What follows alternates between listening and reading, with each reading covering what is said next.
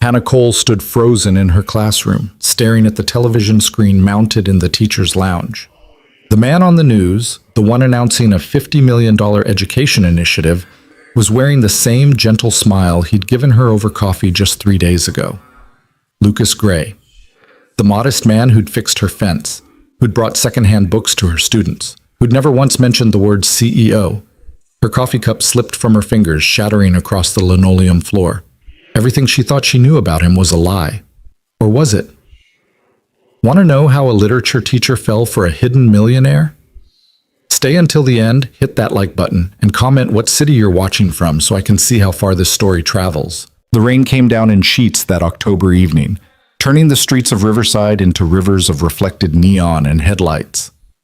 Hannah Cole sat in the corner booth of Maple Street Café, her fingers wrapped around a ceramic mug that had gone cold 20 minutes ago. She checked her phone for the 4th time. No messages, no calls. Just the same screensaver photo of her classroom bookshelf staring back at her. "He's not coming," she muttered to herself, feeling the familiar sting of disappointment settle somewhere between her ribs and her pride. The cafe was nearly empty. Just an elderly couple sharing a slice of pie near the window, and a college student hunched over a laptop, headphones blocking out the world. The barista, a young woman with purple streaks in her hair, caught Hannah's eye and offered a sympathetic smile. Hannah had been coming here long enough that the staff recognized the look of someone who'd been stood up. She should leave. That's what any reasonable person would do. But something kept her planted in that booth.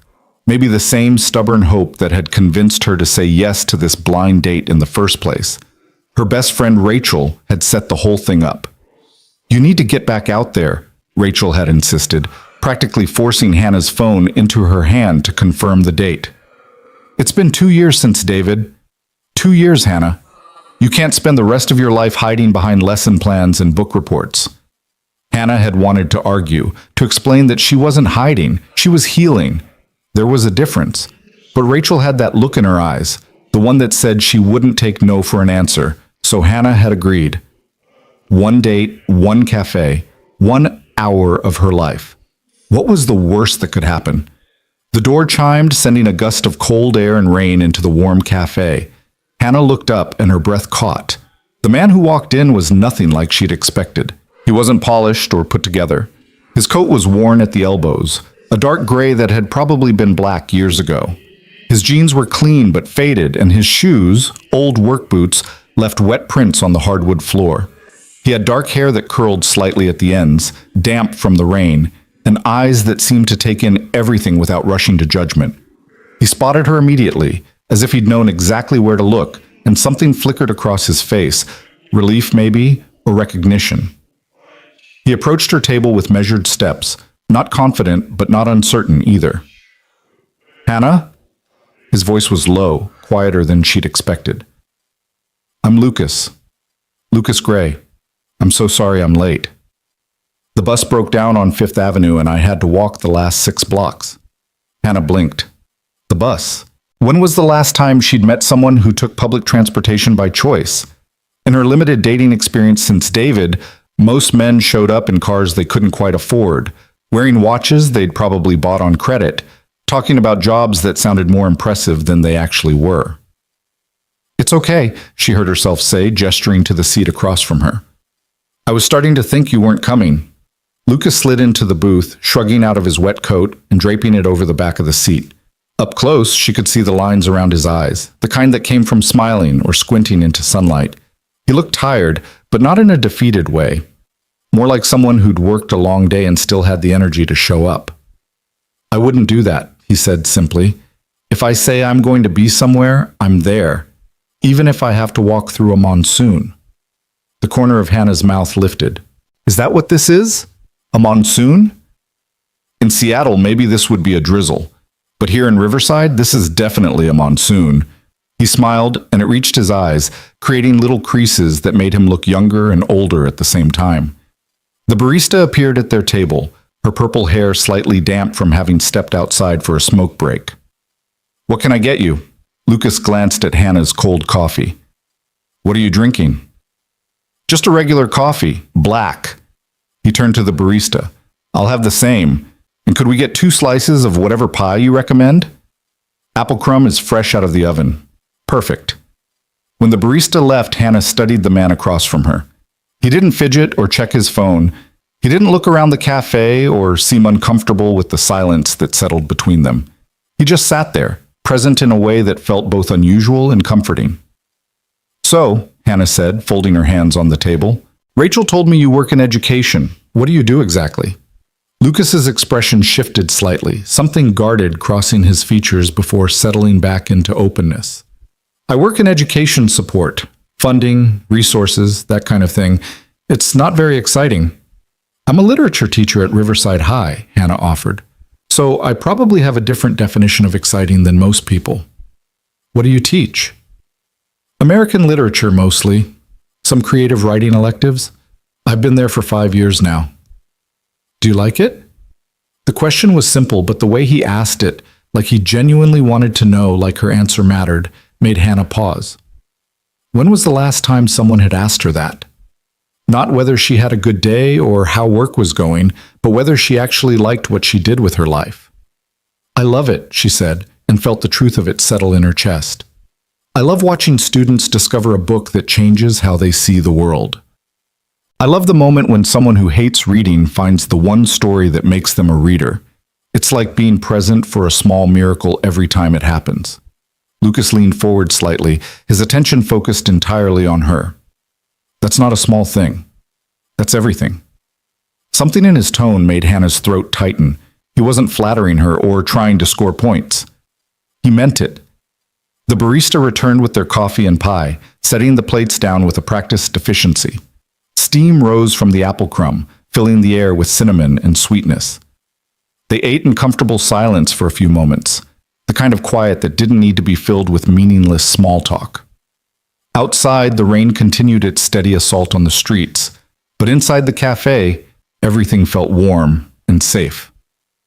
Can I ask you something? Lucas said, setting down his fork. Why did you agree to this? The blind date, I mean. Hannah's first instinct was to deflect, to give some easy answer about wanting to get out more or making her friend happy. But something about Lucas's directness invited honesty. Because I'm tired of being afraid, she said quietly. I was engaged 2 years ago, to someone I thought I knew. Turned out I didn't know him at all. He was not who I thought he was. And when I found out, when everything fell apart, I decided I was done. Done with dating, done with trusting people, done with all of it. What changed? Rachel wore me down, Hannah admitted with a small laugh, and I realized I was letting one bad experience define the rest of my life. I didn't want to be that person anymore. The person who's so afraid of getting hurt again that she never takes a chance on anything good. Lucas was quiet for a long moment, his dark eyes searching her face with an intensity that should have felt invasive but somehow didn't. I understand that, he said finally. Being afraid of the wrong things for the right reasons. What are you afraid of? The question slipped out before Hannah could stop it. Too personal for a first date. Too intimate for strangers sharing pie in a cafe. But Lucas didn't flinch. I'm afraid of people seeing me as something I'm not. Of being valued for the wrong reasons. Of never knowing if someone actually cares about me or just about what they think I can give them. The honesty in his words hit Hannah like a physical thing. This wasn't first date small talk. This was real, raw in a way that made her feel both exposed and safe at the same time. I get that, she said softly. After David, my ex, I kept wondering if anything about us had been real, if he'd ever actually loved me or if I'd just been convenient, a placeholder until something better came along. His loss, Lucas said, and there was no charm in it. No attempt to flirt or impress, just a simple statement of fact. They finished their pie and talked about easier things, books they'd loved, places they wanted to travel, childhood memories that still made them laugh. Hannah found herself relaxing in a way she hadn't in years, the conversation flowing naturally from one topic to another without the forced quality of two people trying too hard to find common ground. When the cafe's lights flickered, the owner's subtle way of signaling closing time, Hannah was shocked to realize 3 hours had passed. 3 hours that had felt like 30 minutes. I should let you get home, Lucas said, reaching for his coat. The rain's letting up. Outside, the streets were slick and dark, puddles reflecting the streetlights like scattered stars. Hannah pulled her jacket tighter against the October chill. Can I walk you to your car? Lucas asked. I only live 4 blocks from here. I walked. Then let me walk you home. Something in Hannah wanted to say no, to maintain her independence, to prove she didn't need protecting. But another part of her, the part that had enjoyed the last 3 hours more than she wanted to admit, simply nodded. They walked in silence for the first block, their footsteps echoing off the wet pavement. The neighborhood was quiet, most people already tucked inside for the night, lights glowing warm behind curtained windows. This is a good neighborhood, Lucas observed. Safe. Feels like a community. It is, Hannah agreed. I moved here after the engagement ended. Needed a fresh start somewhere that didn't remind me of him. Every morning, Mrs. Patterson from the corner house brings me tomatoes from her garden. The bookstore owner, Mr. Chen, saves first editions for me. It's the kind of place where people still know each other's names. That's rare these days. Do you live nearby? Lucas hesitated, just for a fraction of a second. I'm across town. Different kind of neighborhood, but it works for me. They turned onto Hannah's street, and she felt a strange reluctance for the evening to end. This man, this quiet, unassuming man in his worn coat and work boots, had somehow managed to make her feel seen in a way she'd forgotten was possible. This is me, she said, stopping in front of a small brick house with a porch light that needed replacing. The house wasn't much, but it was hers, a modest 2-bedroom with a yard that desperately needed work and a fence that leaned slightly to the left. Lucas looked at the house with the same quiet attention he'd given everything else that evening. It suits you, he said. Warm, real. Hannah felt her cheeks flush, grateful for the darkness. Thank you for tonight, she said, and for walking me home. Thank you for giving me a chance, Lucas replied. I know blind dates are a gamble. This one paid off. Something passed between them in the silence that followed. Not attraction exactly, but something deeper. Recognition, maybe. 2 people who'd been hurt seeing the possibility of something different in each other. Can I see you again? Lucas asked. No pressure, no expectations, just coffee or pie or both. Hannah found herself smiling, really smiling, for the first time in what felt like forever. I'd like that. Next Saturday? Same place? Same place. Lucas took a step back, his hands in his pockets, his expression unreadable in the dim light. Good night, Hannah. Good night, Lucas. She watched him walk away, his figure growing smaller until he turned the corner and disappeared from view. Only then did she climb her porch steps, unlock her door, and step inside her quiet house. Her phone buzzed immediately. Rachel. Well? How was it? Tell me everything. Hannah sat on her couch, still wearing her jacket, and typed out a reply. It was good, really good. We're meeting again next week. 3 dots appeared. Then, I knew it. I knew you 2 would hit it off. What's he like? Hannah thought about Lucas's worn coat and gentle smile, his quiet intensity and careful honesty. Different, she typed. He's different from anyone I've ever met. And it was true. David had been all flash and charm, grand gestures and bigger promises. He'd swept into her life like a storm, and she'd mistaken that intensity for passion, that chaos for excitement. When it all fell apart, when she discovered the debts he'd hidden, the lies he'd told, the other women he'd kept secret, she'd felt like a fool for not seeing through the performance. Lucas was nothing like that. Lucas was quiet where David had been loud, steady where David had been erratic, present where David had always been chasing something else, someone else, somewhere else. The next week passed in a strange blur of anticipation and normalcy. Hannah taught her classes, graded papers, attended a faculty meeting that lasted 2 hours too long. But underneath it all, she found herself thinking about Saturday, about seeing Lucas again. She told herself not to get her hopes up. One good date didn't mean anything. People could be kind and interesting for a few hours, then disappear. She'd learned that lesson the hard way. But when Saturday came, Lucas was already at their booth when she arrived, 2 coffees and 2 slices of cherry pie waiting on the table. You remembered, Hannah said, sliding into her seat. Cherry's your favorite, Lucas said simply. You mentioned it last week. Such a small thing, but it hit Hannah hard. David had never remembered her favorite anything, not in 3 years together. They fell into conversation as easily as they had the first time, talking about books and students and the small frustrations of daily life. Lucas told her about a funding project that had fallen through, his voice tight with disappointment but not defeat. Hannah shared the story of a student who'd written a poem that made her cry, the good kind of tears that came from witnessing someone discover their own voice. As the weeks passed, their Saturday meetings became a ritual.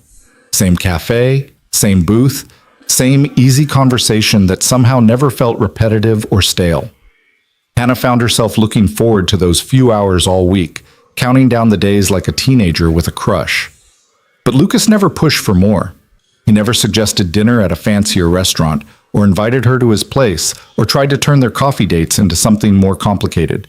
He seemed content to meet her where she was, to take things at whatever pace she needed. It was both reassuring and frustrating. One evening in November, Hannah was in her kitchen trying to fix the dripping faucet when she heard a knock at her door. She opened it to find Lucas standing on her porch, a toolbox in one hand. "Your fence is leaning," he said by way of greeting. "I noticed it last time I walked you home. Thought I could fix it if you don't mind." Hannah blinked. "You came all the way across town to fix my fence?" "I was in the neighborhood," Lucas said, which Hannah suspected was probably not true. "Won't take long. Hour, maybe 2. She should have said no. Should have told him it was too much, too presumptuous, too something. But instead, she found herself nodding, stepping aside to let him through to her backyard.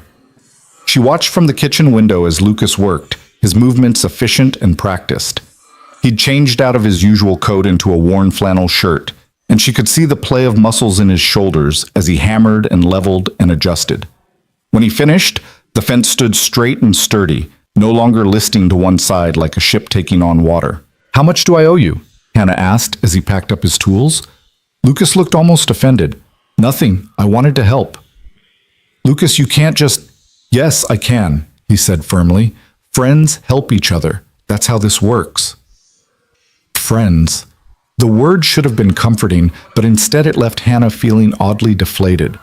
Was that all this was to him? Friendship?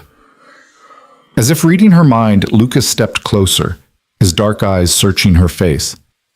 "Hannah, I'm going slowly because I don't want to mess this up. Not because I don't care. If anything, I care too much." Her breath caught.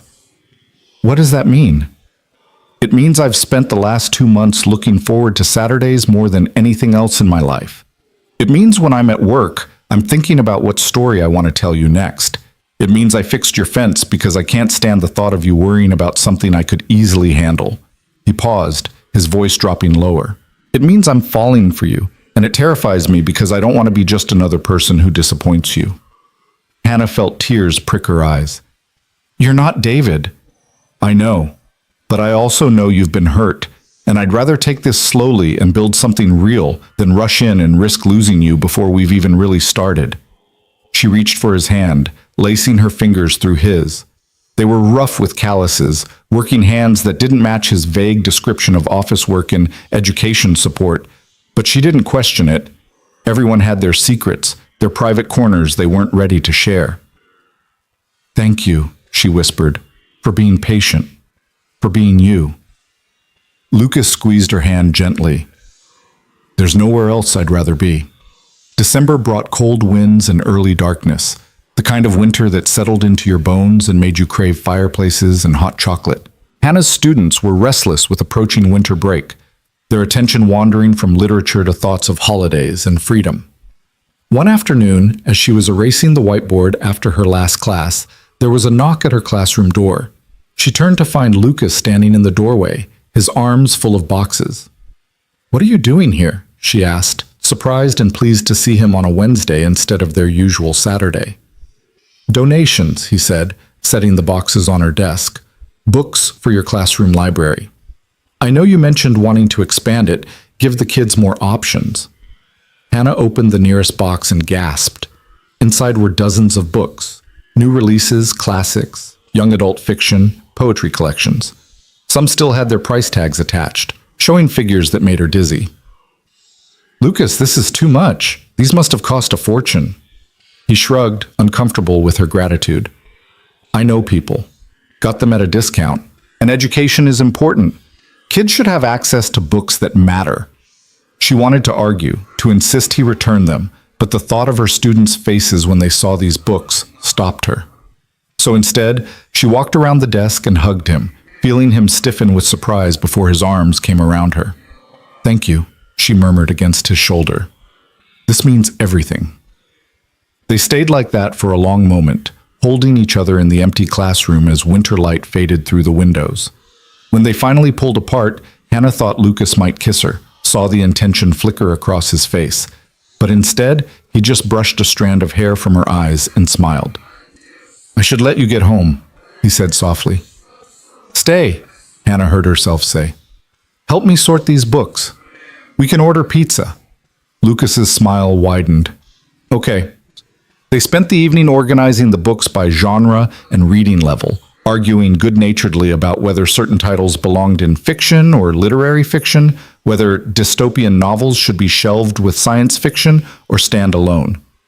Lucas had read almost everything in the boxes, could quote passages from memory, discuss themes with the kind of depth that suggested he'd studied literature formally. Where did you go to college? Hannah asked, passing him a stack of poetry collections. Lucas's hand stilled for just a moment. East Coast, a small school you probably haven't heard of. The evasion was gentle but unmistakable, and Hannah felt a flicker of unease. Everyone had things they didn't want to talk about on a first date or a 10th date. But they'd been seeing each other for 3 months now, and she still knew almost nothing concrete about his life outside their Saturday meetings and these occasional surprise visits. She didn't push. Not yet. The pizza arrived, and they ate cross-legged on her classroom floor, surrounded by books and cardboard boxes, talking about everything and nothing. Lucas told her about a student essay contest he was helping to fund, his face animated with genuine excitement. Hannah shared her frustration with the new standardized testing requirements, how they were sucking the joy out of learning. You really love this, Lucas observed, watching her with those dark, attentive eyes. Teaching, you light up when you talk about your students. It's the only thing that feels real sometimes, Hannah admitted. Like I'm actually making a difference, even if it's small. It's not small, Lucas said firmly. You're giving kids the tools to understand themselves and the world. That's the foundation of everything. When they finally left the school, it was nearly 10 o'clock. Lucas walked Hannah to her car, his hand finding hers in the darkness. Same time Saturday? He asked. Actually, Hannah said, gathering her courage, would you want to do something different? Maybe dinner? Somewhere that's not the cafe? She saw surprise cross his face, followed by something that looked like conflict. I'd love to, but I can't this Saturday. Work thing. I'm sorry. Disappointment settled in Hannah's stomach, sharp and unexpected. It's okay. Rain check? Definitely. He squeezed her hand. Next Saturday, for sure. But next Saturday came and went with a text apologizing, another work commitment he couldn't avoid. The Saturday after that, he showed up at the cafe looking exhausted, apologizing for being late, for being distracted. Hannah tried not to let it bother her. Everyone had busy periods at work. Everyone had responsibilities that took precedence sometimes. But she couldn't shake the feeling that Lucas was pulling away, retreating behind the same careful walls he'd started to lower. Christmas approached with its usual chaos of concerts and grade deadlines and holiday parties. Hannah felt obligated to attend. She invited Lucas to her school's Christmas party, held in the decorated gymnasium with punch that tasted like disappointment and cookies from the grocery store. I can't, he said, his voice strained. I'm sorry, Hannah. Work is crazy right now. It's always crazy, she said before she could stop herself. You're always busy, always somewhere else. Lucas looked pained. I know. I'm sorry. After the new year, things will calm down. I promise. But she'd heard promises before. David had been full of them. Promises to change, to be better, to finally tell her the truth. And every single one had been a lie. Hannah spent Christmas Eve alone in her small house, grading papers and trying not to think about Lucas or where he was or who he was with. Her phone stayed silent except for texts from Rachel asking if she wanted to come over, if she was okay, if she needed anything. "I'm fine," Hannah typed back, lying to her best friend and herself. On Christmas morning, there was a package on her porch. Inside was a first edition of To Kill a Mockingbird, her favorite book, the one she taught every year without ever growing tired of it. The inscription inside read, "For Hannah, who teaches others to see the mockingbird, always Lucas." She held the book with shaking hands and cried, overwhelmed by the thoughtfulness of the gift and the growing certainty that she was falling in love with a man who was keeping secrets from her. The new year came with resolutions and fresh starts and students returning from break with stories to tell. Hannah threw herself into teaching with renewed focus, trying not to count the days between seeing Lucas, trying not to notice when he showed up at the cafe looking distressed, his phone buzzing constantly with calls he didn't answer. "Is everything okay?" she finally asked one Saturday in mid-January, unable to ignore his obvious stress any longer. Lucas ran a hand through his hair, a gesture of frustration she'd never seen from him before. "Just work, nothing for you to worry about." "But I do worry," Hannah said softly. "That's kind of what happens when you care about someone." He looked at her then, really looked at her, and she saw exhaustion in something else, fear maybe, or regret. "I know, and I'm sorry for being so distant lately. There are just things happening that I can't really talk about right now." "Can't or won't?" The question hung between them like a challenge. "Both," Lucas admitted. "Hannah, there are parts of my life that are complicated, that I'm not ready to share yet. But that doesn't change how I feel about you." "How do you feel about me?" The question came out smaller than she'd intended, more vulnerable. Lucas reached across the table, taking both her hands in his. "I feel like you're the first real thing that's happened to me in years. Like when I'm with you, I can breathe in a way I can't anywhere else. Like I want to tell you everything and protect you from everything at the same time, and I know those things are contradictory, but that's where I am." Hannah wanted to push, to demand answers, to insist he trust her the way she was learning to trust him, but she could see the genuine distress in his eyes, the conflict between what he wanted to do and what he felt he could do. "Okay," she said finally. "But Lucas, whatever it is you're not telling me, it's going to come out eventually. And when it does, I'd rather hear it from you than find out some other way." He nodded, his expression grim. "I know. I just need a little more time." Time. Hannah had given David time, and it had cost her everything. But this was Lucas, not David. Lucas who fixed her fence and brought books to her students and remembered that cherry pie was her favorite. Lucas who looked at her like she was something precious and rare. She decided to give him the time he needed, even as a small voice in the back of her mind whispered warnings she tried hard not to hear. February brought freezing rain and flu season, half her students out sick and the other half coughing through class. Hannah came down with it herself, spending a miserable weekend in bed with fever and chills, too sick to even read. On Sunday evening, she heard a knock at her door. She dragged herself out of bed, expecting Rachel with soup, and instead found Lucas standing on her porch with bags from the pharmacy and the grocery store. "You're sick," he said, not waiting for an invitation before coming inside. "Rachel told me." "You shouldn't be here," Hannah croaked, her voice hoarse. "You'll catch it." "Don't care."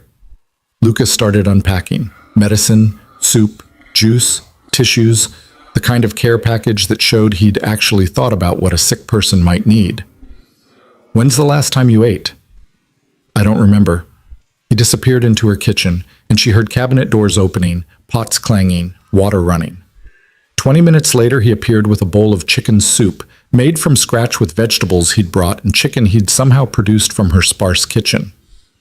"How did you—" "I'm a decent cook," he said, helping her sit up on the couch, arranging pillows behind her. "Now eat. You need to keep your strength up." Hannah wanted to argue, to maintain some shred of dignity, but the soup smelled incredible, and she was too weak to fight. So she ate while Lucas tidied her living room, washed the dishes piling up in her sink, and generally moved through her space with a competence that suggested he'd done this before. Cared for someone who was sick. When she finished eating, he took the bowl and returned with medicine and water. "You don't have to stay," Hannah said, though she desperately wanted him to. "I know."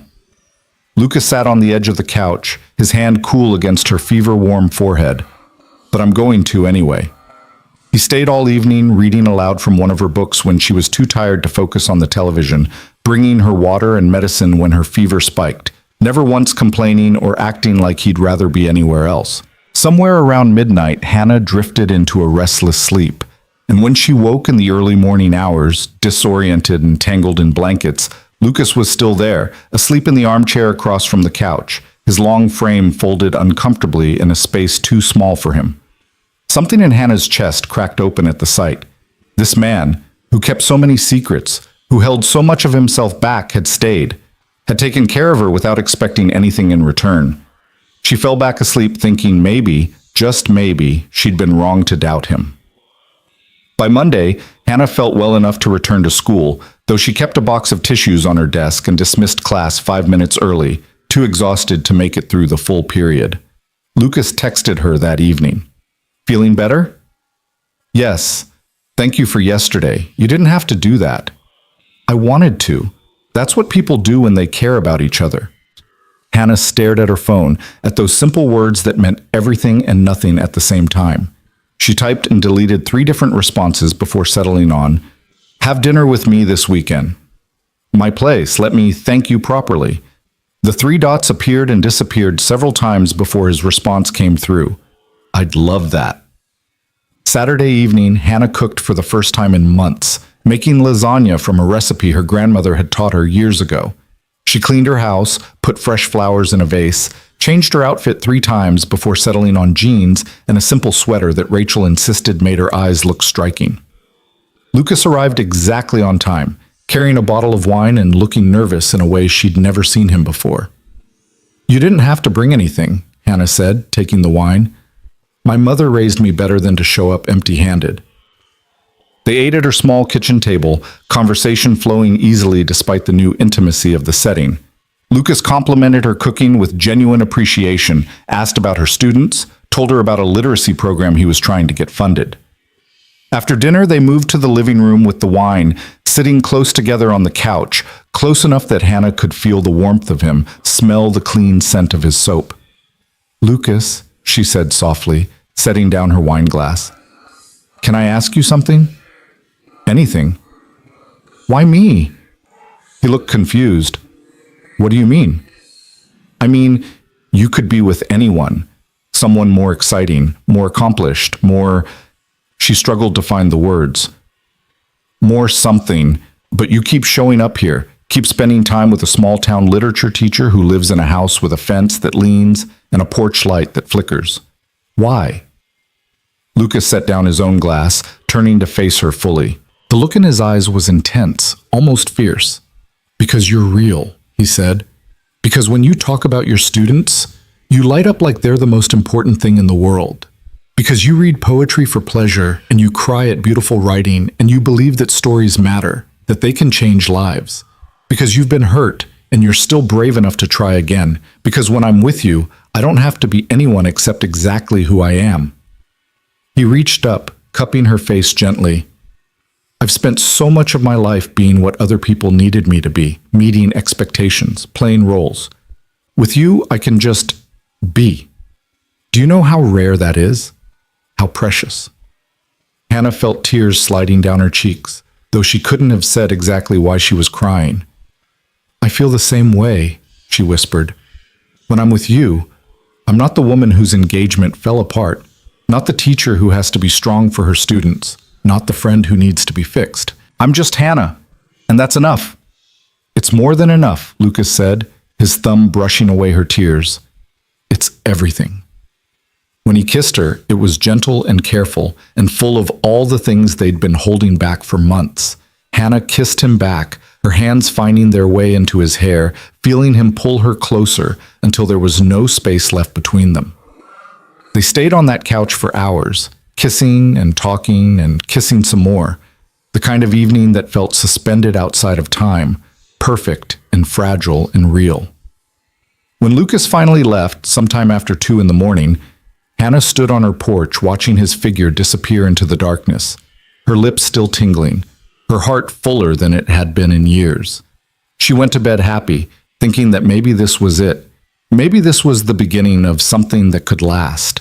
Maybe all the caution and slow progress had been worth it. She had no way of knowing that in less than a week, everything would change. The following Tuesday afternoon, Hannah was shelving books in her classroom library when her phone buzzed with a text from Rachel. "Turn on channel 7, now." Hannah frowned at the cryptic message but pulled up the news app on her phone. The live feed showed a conference room packed with reporters, cameras, and microphones. At the center of it all stood a man in an impeccably tailored charcoal suit, his dark hair neatly styled, his posture confident and commanding as he addressed the crowd. Her phone slipped from her hands, clattering against the tile floor. It was Lucas. But it wasn't Lucas. Not the Lucas she knew anyway. This man looked like him, had the same dark eyes and the same shape to his mouth, but everything else was different. The worn coat and faded jeans had been replaced by a suit that probably cost more than her monthly salary. The quiet, unassuming manner had been replaced by the easy authority of someone used to commanding a room. Hannah's hand shook as she picked up her phone, turning up the volume. The Gray Education Foundation is committing $50 million over the next 5 years to public school literacy programs across the state, the man who looked like Lucas was saying. We believe that every child, regardless of zip code or economic circumstance, deserves access to quality education and the resources to succeed. The reporter's voice came through, slightly muffled. "Mr. Gray, this is the largest single donation to public education in state history. What inspired this level of commitment?" Lucas? Because it was him. It was definitely him, even if Hannah's mind was struggling to reconcile the two versions. Smiled, and it was the same gentle smile she'd seen across countless coffee cups at Maple Street Café. "Education changed my life," he said simply.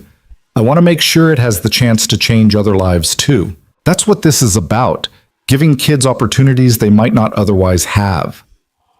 More questions came rapid fire. Hannah heard phrases like self-made millionaire and CEO and youngest philanthropist in the state, but the words seemed to come from very far away, filtered through a roaring in her ears that made it hard to think, hard to breathe. She sat down hard in her desk chair, still staring at the screen. The camera panned across the room and she caught a glimpse of the backdrop behind Lucas, a banner with the Gray Foundation logo, elegant and professional. Not the modest education support work he'd vaguely described. This was corporate. This was money. This was power. This was a lie. No, a voice in her head corrected. Not a lie. An omission. He'd never actually said he wasn't wealthy. He just let her believe it, let her think he was someone he wasn't. Or was she the one who'd made assumptions? The broadcast ended with Lucas thanking the reporters and stepping away from the podium, handlers immediately closing in around him. Hannah sat in her empty classroom as the afternoon sun slanted through the windows, trying to make sense of what she'd just seen. Her phone buzzed again. Rachel, of course. "That's Lucas? You're Lucas? The education support guy? Hannah, he's a millionaire, a literal CEO. What the hell?" Hannah's fingers hovered over the keyboard, but she didn't know what to say. What could she say? She'd been dating someone for 4 months without knowing the most basic facts about his life. She'd thought they were building something real, something honest, and all the while he'd been playing a role, pretending to be someone ordinary. The irony wasn't lost on her. She'd been so afraid of being fooled again after David, so careful to protect herself, and she'd walked right into it anyway. Another text came through, this one from Lucas. "Can we talk, please?" Hannah stared at the message until her eyes blurred. Part of her wanted to type out an angry response, to demand explanations, to tell him exactly how betrayed she felt. But another part, the part that remembered him reading to her while she was sick, fixing her fence without being asked, bringing books to her students, that part wanted to understand. She turned off her phone without responding and finished her workday in a fog, barely remembering the drive home. That evening, Lucas showed up at her door. He changed out of the expensive suit and back into his usual worn jeans and simple shirt, but Hannah couldn't unsee what she'd witnessed on the news. Couldn't unknow what she now knew. "You watched," he said quietly when she opened the door. It wasn't a question. "The whole state watched," Hannah replied, her voice colder than she'd ever used with him. $50 million is a lot of money, Lucas. Or should I call you Mr. Gray now? He flinched. Don't, please. I'm still the same person I was yesterday. Are you? Hannah crossed her arms, staying in the doorway, not inviting him in. Because the person I knew took the bus and wore a coat with holes in the elbows and worked in vague education support. That person doesn't sound anything like the CEO I just saw on television. The coat does have holes in the elbows, Lucas said, attempting a smile that died when he saw her expression. Hannah, can I please come in? Let me explain. She wanted to say no, wanted to close the door and lock him out and protect herself the way she should have from the beginning, but she'd never been good at self-preservation, had never been able to walk away without at least hearing the truth. She stepped aside, letting him pass. They stood in her living room, the same room where they'd kissed just days ago, and the distance between them felt like miles instead of feet. Talk, Hannah said. Lucas ran a hand through his hair, the gesture familiar and painful all at once. I didn't lie to you. You didn't tell me the truth either. That's the same thing. No, it's not. He took a step toward her, then stopped when she stepped back. Hannah, I never lied about what I do. The Gray Foundation does education support, funding, resources, exactly like I said. I just didn't tell you the scale of it, or that I run it. Why? The word came out as almost a whisper. Why didn't you tell me? Lucas was quiet for a long moment, his dark eyes searching her face with something that looked like desperation. Because I wanted you to know me, the real me. Not the money, not the foundation, not the CEO. Just Lucas, the guy who likes books and bad coffee and walking in the rain. But that's not all you are, Hannah said. The money, the foundation, the CEO, that's part of you too. And you kept it from me. For 4 months, you let me believe you were someone you're not. I let you see who I actually am, Lucas countered, his voice rising slightly. The rest is just noise. Expectations and obligations and people wanting things from me because of what I have, not who I am. I'm not people, Hannah said, her own voice sharp now. I'm the woman you've been dating, the woman you kissed on this couch 4 days ago, the woman you said you were falling for, and you didn't trust me enough to tell me the truth. It's not about trust. Then what is it about? Hannah felt tears threatening but refused to let them fall. Because from where I'm standing, it looks like you've been playing some kind of game, slumming it with the poor teacher who doesn't know any better. Was this fun for you, pretending to be normal, seeing how long you could fool me? Lucas looked like she'd slapped him. How can you think that? After everything, how can you think I'd do that to you?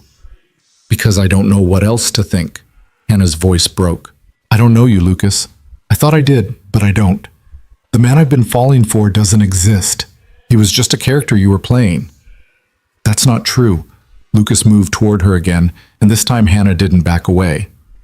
Everything between us has been real. Every conversation, every moment, every feeling, all of it was real.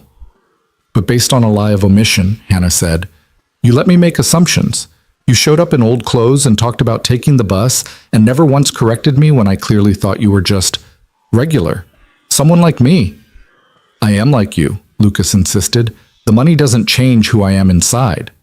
Hannah laughed, but there was no humor in it. Doesn't it? You live in a completely different world than I do, Lucas. You make donations that are larger than I'll earn in my entire lifetime. You run a foundation, have handlers, give press conferences. That's not something you can just separate from who you are.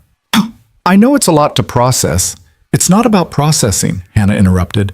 It's about trust. It's about honesty. It's about the fact that I told you everything about David, about my fears, about why I was so afraid to open up again. And you held back the one thing that would have helped me understand you. Lucas's shoulders sagged. I was afraid, he admitted quietly. Afraid that if you knew about the money, you'd start seeing me differently, that you'd want something from me or feel intimidated or think I was out of your league.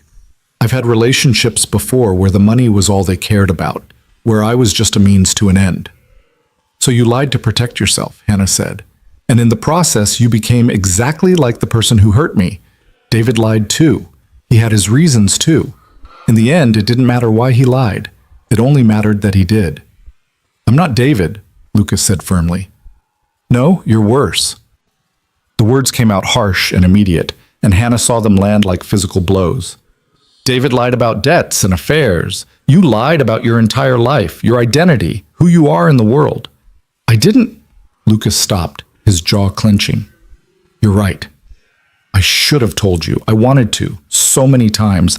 Every Saturday at the café, every time I walked you home, every moment we spent together. But I kept telling myself it was too soon, that I needed more time, that you needed to know me better first. And when would have been the right time? Hannah asked. After we slept together? After I fell completely in love with you? Or were you just going to keep the secret forever? Let me keep living in ignorance? Lucas's expression shifted at her words, something hopeful flickering across his features. You're falling in love with me? That's what you got from what I just said. Hannah felt her anger surge fresh.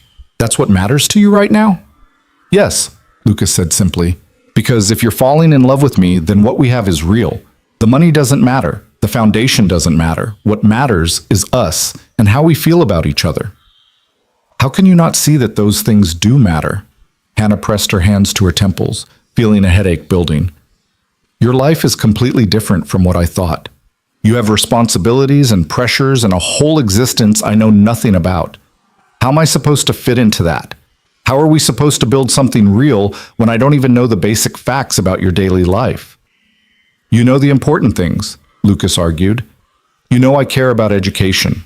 You know I like books and terrible coffee and spending time with you. You know I'd rather fix fences than hire someone to do it. You know I read to you when you were sick, and I remember that cherry pie is your favorite. Those are the things that matter. But they're not the only things that matter, Hannah said, exhausted suddenly. Lucas, I teach high school. I grade papers and attend faculty meetings and worry about whether I can afford to fix my car when it breaks down. You run a foundation and make $50 million donations and have people who probably schedule your entire day for you. We live in different worlds. So we'll bridge the gap, Lucas said. People from different backgrounds fall in love all the time. People from different backgrounds who are honest with each other from the start, Hannah corrected. We don't have that foundation. Everything we've built has been on sand, and now it's washing away because I can't trust what you've told me. If you lied about this, what else are you lying about? I haven't lied about anything else, Lucas said, his voice tight. I swear to you, Hannah, everything else I've told you is the truth. How am I supposed to know that? Hannah felt the tears finally spill over. How am I supposed to believe anything you say now? Lucas looked devastated, his hands clenching and unclenching at his sides like he wanted to reach for her but didn't dare. What do you want me to do? Tell me what I can do to fix this. I don't know, Hannah said honestly. I don't know if you can fix it. The silence that fell between them was heavy with everything unsaid, all the words that couldn't make a difference, and all the feelings that were suddenly too complicated to navigate. I think you should go, Hannah finally said. I need time to think, to figure out what I'm feeling and what I want and whether I can get past this. How much time? Lucas asked, his voice rough. I don't know that either. He nodded slowly, accepting her answer even though it clearly hurt. Can I call you? I'd prefer if you didn't. Not yet. Lucas moved toward the door, then paused with his hand on the knob. Hannah, I know I messed up. I know I should have told you sooner. But please believe me when I say that everything between us has been real. You're the most genuine thing in my life. The money, the foundation, the title, all of that is just noise. You're what matters. Hannah didn't respond, couldn't respond around the lump in her throat. After he left, she sat on her couch and cried, mourning the relationship she thought she'd had and the man she thought she'd known. Outside, the February wind rattled her windows, and somewhere in the distance she heard a dog barking. Normal sounds from a normal night in her normal life. Except nothing felt normal anymore. The next few days passed in a blur of routine and numbness. Hannah taught her classes, graded papers, smiled when expected, and felt nothing. Rachel called repeatedly, texting when Hannah didn't answer, finally showing up at her door on Friday evening with wine and takeout. You can't avoid me forever, Rachel said, pushing past Hannah into the house. And you can't avoid talking about this. There's nothing to talk about, Hannah said, but she took the wine glass Rachel poured for her anyway. Nothing to talk about? Hannah, your boyfriend turned out to be a secret millionaire. That's definitely something to talk about. He's not my boyfriend anymore. Rachel settled onto the couch, her expression shifting from determined to concerned. What happened? After the press conference, I mean. Hannah sank down beside her friend, the whole story spilling out. Lucas showing up at her door, their argument, his explanations that didn't quite explain anything, the way he'd looked when she'd asked him to leave. So he lied to you, Rachel said when Hannah finished. He says he didn't lie, just omitted. Same difference.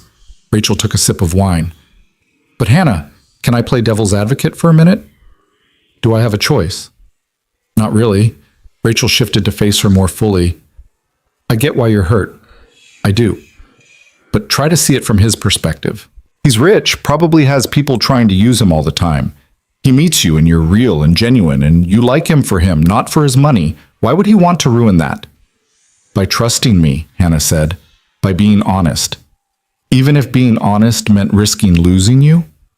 The question hung in the air.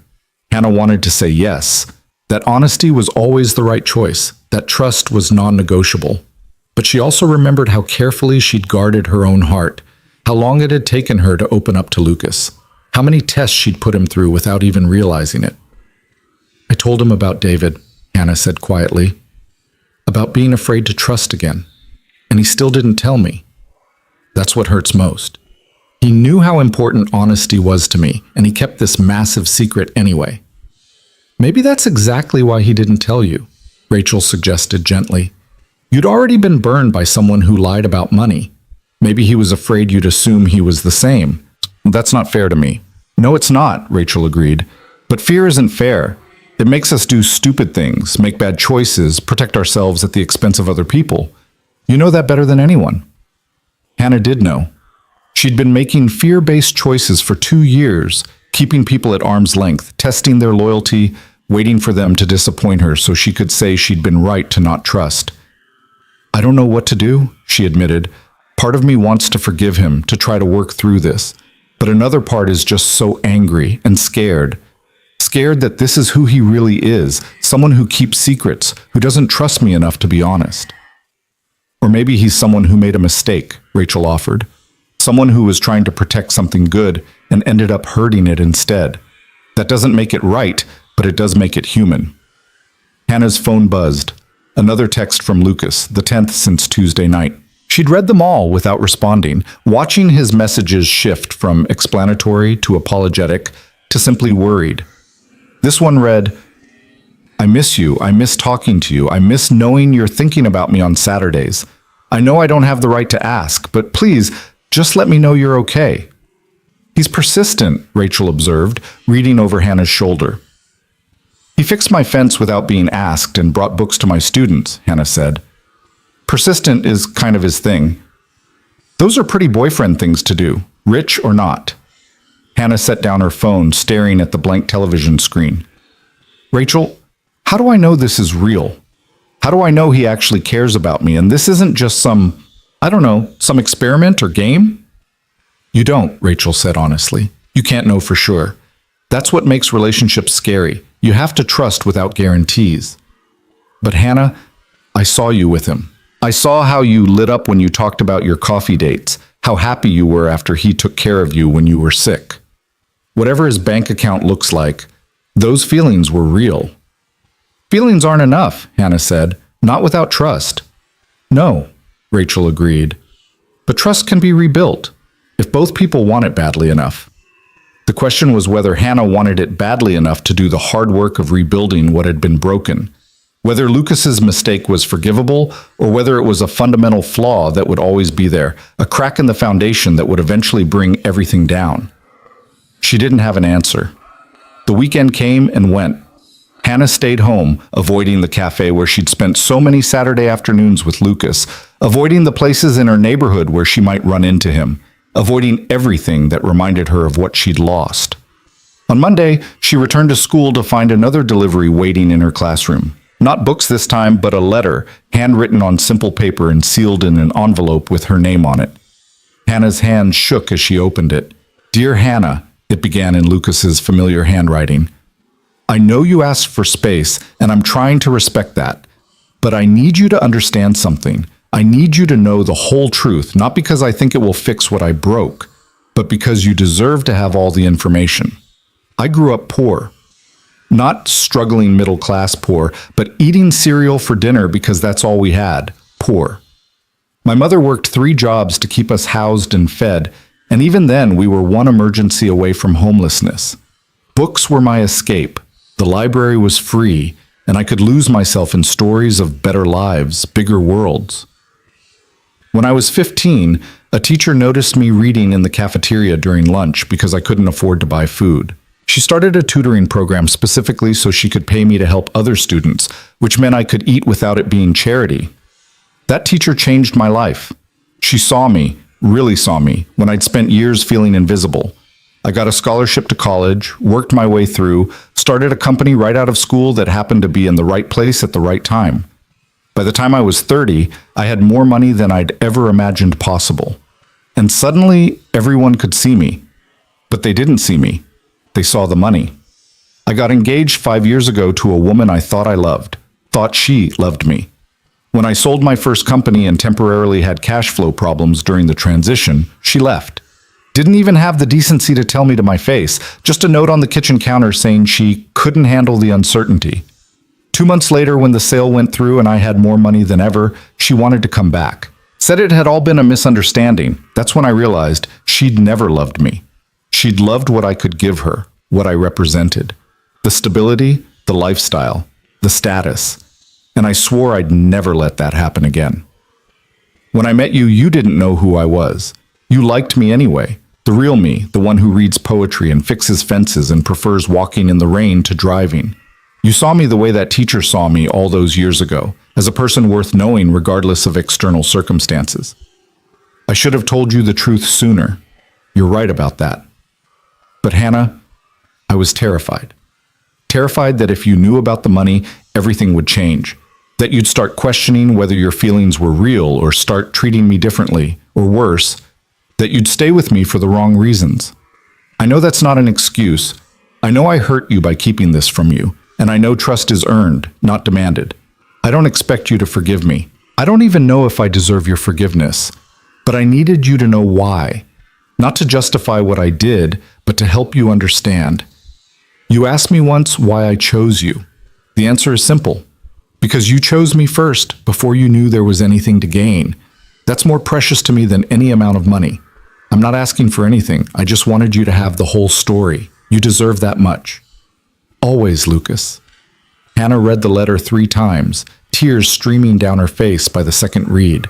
She thought about that teacher who'd seen a hungry boy and found a way to feed him without taking his dignity. She thought about a woman who'd left when the money temporarily disappeared, proving that Lucas's fears weren't paranoid delusions, but learned experiences.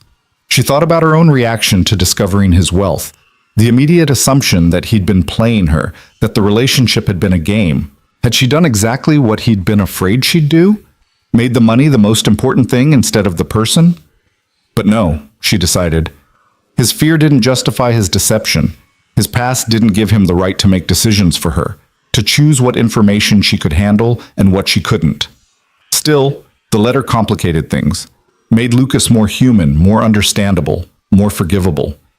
Hannah folded the letter carefully and slipped it into her bag. She still didn't know what she wanted, but at least now she understood what she was working with.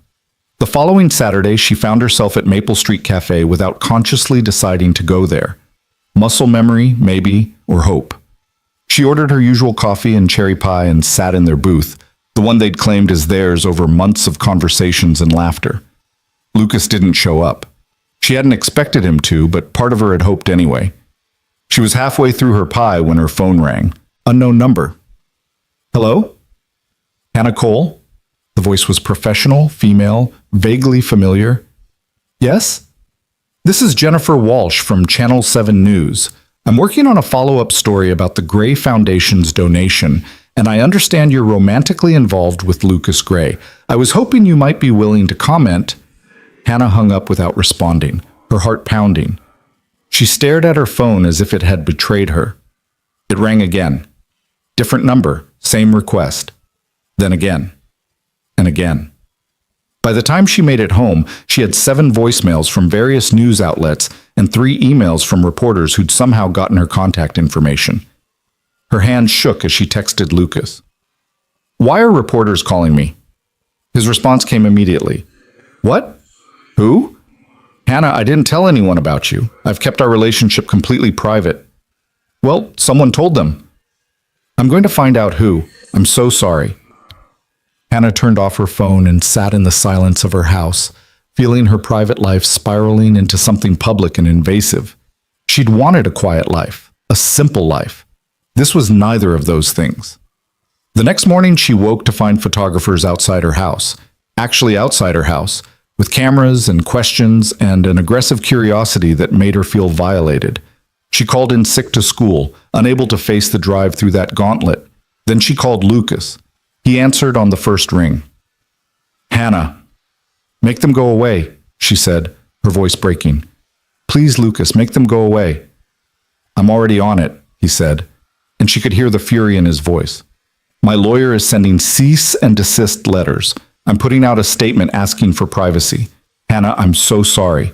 This should never have happened." "How did they find me?" "I don't know yet, but I'm going to find out." He paused. "Are you safe? Do you need me to come over?" She wanted to say yes. Wanted him to come fix this the way he'd fixed her fence and her sick days and all the other small problems that had arisen over the months.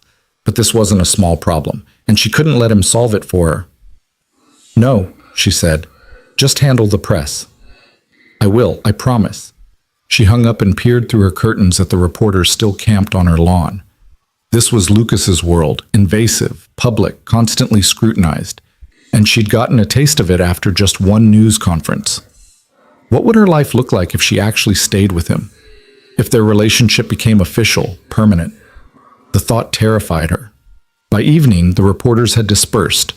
Whether because of Lucas's legal threats or simply because they'd gotten bored, Hannah didn't know and didn't care. She just felt grateful to be able to leave her house without being ambushed. She drove to Rachel's apartment without calling ahead, needing her best friend in a way she hadn't in years. Rachel took one look at her face and pulled her inside. "I saw the news," she said. "Someone leaked that Lucas was dating a teacher. They're calling you his mystery girlfriend." "I don't want to be anyone's mystery anything," Hannah said, collapsing onto Rachel's couch. "I just want my normal life back." "Is that really what you want?" Rachel asked gently. "Or is that fear talking?" "Does it matter? Either way, I can't do this. I can't be with someone whose life comes with photographers and press conferences and cease and desist letters. That's not who I am." "Who are you, Hannah?" The question stopped her. Who was she? The scared woman who'd let one bad relationship dictate her future? The careful teacher who played it safe and never took risks? Or someone braver, someone willing to fight for something real even when it was complicated? "I don't know anymore," Hannah admitted. "I think you do," Rachel said. "I think you're just afraid to admit it." Hannah stayed at Rachel's that night, ignoring her phone and the emails still coming in from reporters looking for a story. She felt paralyzed, unable to move forward with Lucas or away from him, stuck in a limbo of her own making. The next morning, she woke to find a package outside Rachel's door. Inside was the copy of To Kill a Mockingbird Lucas had given her for Christmas, the one she'd left at his place weeks ago. There was a note attached in his handwriting. "I thought you might want this back. It belongs with you. Please take care of yourself. I'm always here if you need me." Hannah held the book against her chest and finally let herself cry. For what she'd lost, for what she'd never really had, for all the complications she'd never asked for but couldn't seem to escape. She didn't know if she was crying for Lucas or for herself or for the relationship that had seemed so perfect until it wasn't. She just knew that her heart was breaking, and she didn't know how to put it back together. March arrived with unpredictable weather, bright sunshine one moment, torrential rain the next, and Hannah felt like the sky was mirroring her internal state. She'd returned to her house after 2 days at Rachel's, grateful that the reporters had finally lost interest in the mystery girlfriend who refused to give them a story. School became her refuge again, the one place where she could lose herself in lesson plans and student papers and forget for a few hours at least about Lucas and everything that had happened. Her students were studying The Great Gatsby, and Hannah found herself drawing uncomfortable parallels between Gatsby's carefully constructed persona and Lucas's hidden identity. Miss Cole, One of her seniors, a sharp girl named Maya, asked during class discussion, "Do you think Gatsby really loved Daisy, or did he just love the idea of her?" Hannah paused, chalk hovering over the board where she'd been writing notes about symbolism and the American dream. "What do you think?" "I think he loved a version of her that didn't exist anymore," Maya said. "He built her up in his head for 5 years, and when he finally got her back, she couldn't live up to what he'd imagined. It was doomed from the start because it was based on fantasy, not reality." The words hit Hannah harder than they should have. Had she done the same thing with Lucas? Built up a version of him in her mind, the modest, gentle man who took the bus and fixed fences, and then felt betrayed when reality didn't match her fantasy? "That's a really insightful observation," Hannah managed. Gatsby's love was real to him, but it was built on an idealized past. He couldn't accept that people change, that time moves forward. He wanted to recreate something that was already gone. After class, Hannah sat at her desk long after the students had left, thinking about Gatsby and Daisy, about illusions and reality, about love that was real but built on unstable foundations. Her phone buzzed with the text from Lucas. He'd been sending one each day, nothing demanding, just small messages letting her know he was thinking of her. Today's read: "One of my students won a writing contest today. The first thing I wanted to do was tell you, I hope you're well." Hannah's throat tightened. She could picture his face as he typed that, could hear the quiet joy in his voice when he talked about students succeeding. That part of him had been real. The question was whether the real parts were enough to outweigh the hidden ones. She didn't respond, but she didn't delete the message either. She was keeping them all, reading them late at night when she couldn't sleep, trying to reconcile the man who wrote them with the man who'd kept such enormous secrets. That weekend, Hannah decided to do something she'd been avoiding. She searched for Lucas online. If she was going to make any kind of decision about their future, she needed to understand his world better, needed to see what she'd been blind to for 4 months. The search results were overwhelming. Pages and pages of articles about Lucas Gray, the self-made millionaire who'd built an education technology company from scratch and sold it for a fortune before he was 35. Photos of him at charity galas in tuxedos, shaking hands with politicians and celebrities, giving speeches at prestigious universities. But it was the older articles that caught Hannah's attention. She found a piece from 6 years ago, a profile in a business magazine that mentioned his engagement to Victoria Ashford, daughter of a prominent investment banker. The article described them as a power couple, showed photos of them at exclusive events, quoted Victoria talking about their plans for a lavish destination wedding. Then Hannah found the follow-up article, published a year later, announcing the engagement was off. No details, just a brief statement from Lucas's publicist saying they'd decided to go their separate ways and requesting privacy. Hannah kept digging, going deeper into the archives until she found what she was looking for, a gossip column from around the same time, speculating about the real reason for the breakup. According to unnamed sources, Victoria had left Lucas during a brief financial crisis when his company's sale had hit complications. The columnist noted that Victoria had been seen with a different wealthy man just weeks after the breakup, suggesting the relationship had been more about money than love. So Lucas's letter had been true. He'd been left when the money temporarily disappeared, had learned the hard way that his worth to some people was measured entirely in dollars. Hannah closed her laptop, feeling sick. She understood his fear now in a way she hadn't before, but understanding didn't erase her hurt, didn't change the fact that he'd kept her in the dark. The next morning, she woke to an email from the Riverside School District. Her heart sank as she read the subject line. Grant Opportunity, Gray Education Foundation. The email explained that the Gray Foundation was offering substantial grants to public schools in the district for literacy programs, new books, technology, teacher training. Applications were being accepted through the end of the month. Hannah's principal had already forwarded it to all staff, encouraging everyone to apply. Hannah stared at the email, anger and something else, something that felt uncomfortably like longing, warring in her chest. This was Lucas's work, the foundation he'd built to give other kids the opportunities he'd needed as a struggling student. This was real, meaningful work that would genuinely help her students. But it was also complicated. If she applied for the grant, would it look like she was using her connection to Lucas? Would people assume she'd been dating him to get funding for her school? And if she didn't apply, Would she be denying her students resources they desperately needed just because her personal life was a mess? She forwarded the email to Rachel with a message. What do I do? Rachel's response came quickly. Apply. Your students need those resources, and you've earned the right to ask for them. His money doesn't change the fact that you're a great teacher with great ideas. Hannah knew Rachel was right, but the thought of reaching out to Lucas for anything, even through official foundation channels, made her feel vulnerable in a way she wasn't ready to handle. She set the email aside, telling herself she'd deal with it later. 2 days later, Hannah was leaving school when she noticed a familiar figure leaning against the fence near the parking lot. Her heart stuttered in her chest before her mind caught up with what she was seeing. It wasn't Lucas. It was a woman, late 50s maybe, with dark hair streaked with gray and Lucas's same intense eyes. Hannah Cole? The woman asked, straightening as Hannah approached.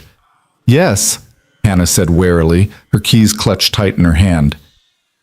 I'm Margaret Gray, Lucas's mother. The woman extended her hand, her smile tentative. I was hoping we could talk. Hannah shook her hand automatically, her mind racing. How did you find me? Lucas mentioned where you worked. I hope that's not too intrusive. Margaret hesitated, looking uncertain in a way that reminded Hannah painfully of Lucas. I wanted to meet the woman who's made my son so miserable. Despite everything, Hannah almost smiled. I've made him miserable? Completely, Margaret said, but there was no accusation in her tone, just a matter-of-fact observation. He's been impossible since you stopped talking to him. Distracted, short-tempered, staring at his phone. Every 5 minutes hoping you'll text back. I haven't seen him like this since Victoria left. The name hung in the air between them. Hannah shifted her bag on her shoulder, unsure what to say. Can we go somewhere and talk? Margaret asked. Just for a few minutes. There's a coffee shop nearby, isn't there? Hannah almost said no. Almost got in her car and drove away, maintaining the boundaries she'd worked so hard to establish. But something in Margaret's face, a vulnerability, a hope, made her nod. They ended up at a small cafe 2 blocks from the school, nothing like Maple Street Cafe, which felt too sacred to share with anyone else. Margaret ordered tea, Hannah got coffee, and they sat in a corner booth with the awkward tension of 2 strangers who shared a connection neither had chosen. Lucas doesn't know I'm here, Margaret said, stirring honey into her tea. He'd probably be furious if he found out, but I had to meet you, had to understand what kind of woman could get through his walls. I'm not sure I did get through, Hannah said quietly. If I had, maybe he would have trusted me with the truth. Margaret was quiet for a moment, her expression thoughtful. He told you about Victoria? In a letter, and I looked her up online. Then you know what she did to him. It wasn't a question. You know how she destroyed his ability to trust anyone's motives. I know he's been hurt, Hannah acknowledged, but that doesn't give him the right to lie to me. He didn't lie, Margaret said, then held up a hand when Hannah started to protest. I know. Omission, deception, whatever you want to call it. But Hannah, try to understand. Lucas has spent the last 5 years being completely isolated. He has employees and business partners and people who want things from him, but no real relationships. No one who sees him as just Lucas. Until me, Hannah said. Until you. Margaret leaned forward, her dark eyes intent. Do you know what he said when he first told me about you? He said, Mom, I met someone who likes me for my terrible jokes and my book recommendations, not for what I can buy her. He was so happy, Hannah. For the first time in years, he was genuinely happy. Hannah felt tears prick her eyes. Then why didn't he trust me? Why didn't he tell me the truth? Because he's scared, Margaret said simply. Because every day he didn't tell you became another day he was afraid of losing you. It became this impossible situation where he was in too deep to know how to get out without everything falling apart. So what was his plan? Hannah asked, unable to keep the bitterness from her voice. Keep lying forever? Hope I never found out. I think he was planning to tell you, Margaret said. He told me he was working up to it, trying to find the right time. He just ran out of time before he found the courage. Hannah wrapped her hands around her coffee mug, seeking warmth. Mrs. Gray, Margaret, please. Margaret, I appreciate you coming here, I do. But I don't know what you want me to say. That I forgive him? That I'm willing to pretend the last 4 months weren't built on a false foundation? I don't want you to say anything, Margaret replied. I just want you to think about something. Lucas could date anyone, literally anyone. He could go to any charity gala or business function and have his pick of beautiful, accomplished women who'd be thrilled to be with him. I know that, Hannah said, the words like glass in her throat. But he doesn't want any of them, Margaret continued. He wants you, the woman who teaches literature and lives in a modest house and thinks cherry pie is the height of luxury. He wants you because you're real, because you see him, because you make him feel like a person instead of a bank account. That's not fair, Hannah whispered. But that's not fair to use my feelings against me. I'm not trying to use anything against you, Margaret said gently. I'm just asking you to consider whether you're willing to throw away something real because it started imperfectly. Because if you are, that's your right. But if there's any part of you that still loves my son, that still believes in what you had together, then maybe it's worth fighting for. Hannah blinked back tears. I don't know if I can trust him again. Then don't, Margaret said. Not yet. Trust is earned and Lucas needs to earn it back. But maybe give him the chance to try? They finished their drinks in silence, both lost in their own thoughts. When they parted ways in the parking lot, Margaret hugged Hannah briefly, surprising her with the spontaneous affection. Whatever you decide, Margaret said. Thank you for making my son happy, even if it was only for a little while. He needed that more than you know. Hannah drove home with Margaret's words echoing in her mind, making everything more complicated instead of clearer. She'd wanted to stay angry, to hold on to her hurt and use it as armor against further pain. But Margaret had cracked that armor, had reminded her of all the reasons she'd fallen for Lucas in the first place. That night, Hannah pulled out all of Lucas's letters and texts, reading through them chronologically. She could see the progression of his feelings, the way he'd slowly opened up, shared more of himself even while keeping the biggest secret locked away. And she could see her own progression too, the way she'd tested him, pushed him away and pulled him close, made him prove himself over and over again before she'd let herself believe he was real. Maybe they'd both been so busy protecting themselves from past hurts that they'd hurt each other in the process. Her phone rang. Rachel. You need to see something, Rachel said without preamble. Check the local news website, now. Hannah pulled up the site on her laptop, her heart sinking as she saw the headline, Local Millionaire's Secret Romance, Gray Foundation CEO Spotted at Riverside High School. The article was short, speculative, filled with unnamed sources claiming Lucas had been seen multiple times at the school, that he'd donated books to a specific teacher's classroom, that insiders suggested a romantic involvement. There was even a blurry photo of Lucas carrying boxes into the school building. Hannah felt sick. This was her worst nightmare. Her private life becoming public fodder, her professional reputation potentially compromised by association with Lucas's wealth and status. She called Lucas without thinking, needing answers, needing to know if he'd had anything to do with this. He answered immediately. Hannah, did you talk to the press? She demanded. Did you tell someone about the books you donated? What? No. Hannah, what's going on? She told him about the article, her voice shaking with anger and fear. This is my career, Lucas, my reputation. If people think I got those books because we were dating, if they think I'm using my position to get funding from you, I'll handle it, Lucas said, his voice hard in a way she'd never heard. I'll release a statement clarifying that the book donation was made before we started dating, that it was part of a broader community initiative. I'll make sure everyone knows you had nothing to do with soliciting those donations. That's not the point, Hannah said, exhausted suddenly. The point is that this is your world, reporters and statements and managing public perception. That's what my life becomes if I'm with you. And I don't know if I can live like that. Lucas was quiet for a long moment. I know, he said finally. I know this is hard.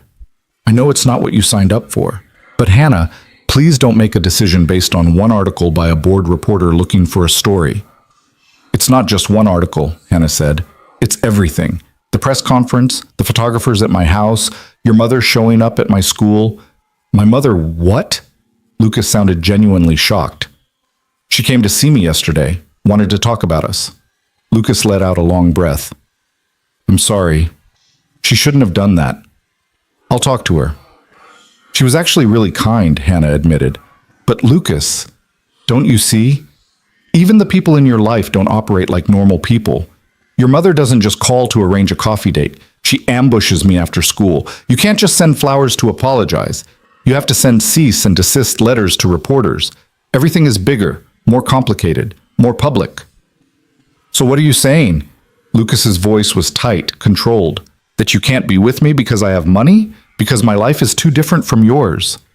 I'm saying I don't know how to be with you, Hannah said, tears streaming down her face. I don't know how to reconcile the man I fell for with the CEO I saw on television. I don't know how to trust someone who kept such huge secrets. And I don't know how to live a life where my private moments become public gossip. Then let me show you, Lucas said, desperation creeping into his voice. Let me prove that we can make this work. Just give me one more chance, Hannah. One honest conversation where I tell you everything and you decide if it's worth trying to move forward. Hannah closed her eyes, exhausted from fighting, from feeling, from trying to make sense of something that felt impossibly complicated. I need to think. Okay, Lucas said quietly. Take all the time you need. But Hannah, I'm not giving up on us.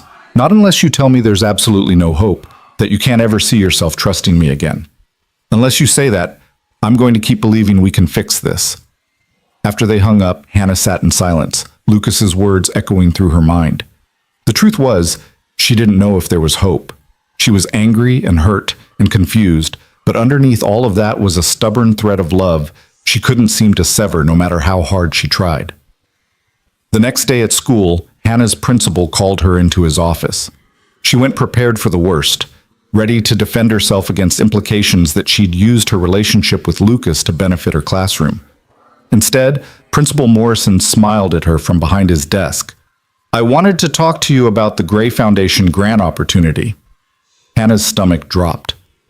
I haven't decided if I'm going to apply. Well, you should, Morrison said. Your literacy program proposal was exactly the kind of innovative thinking we need.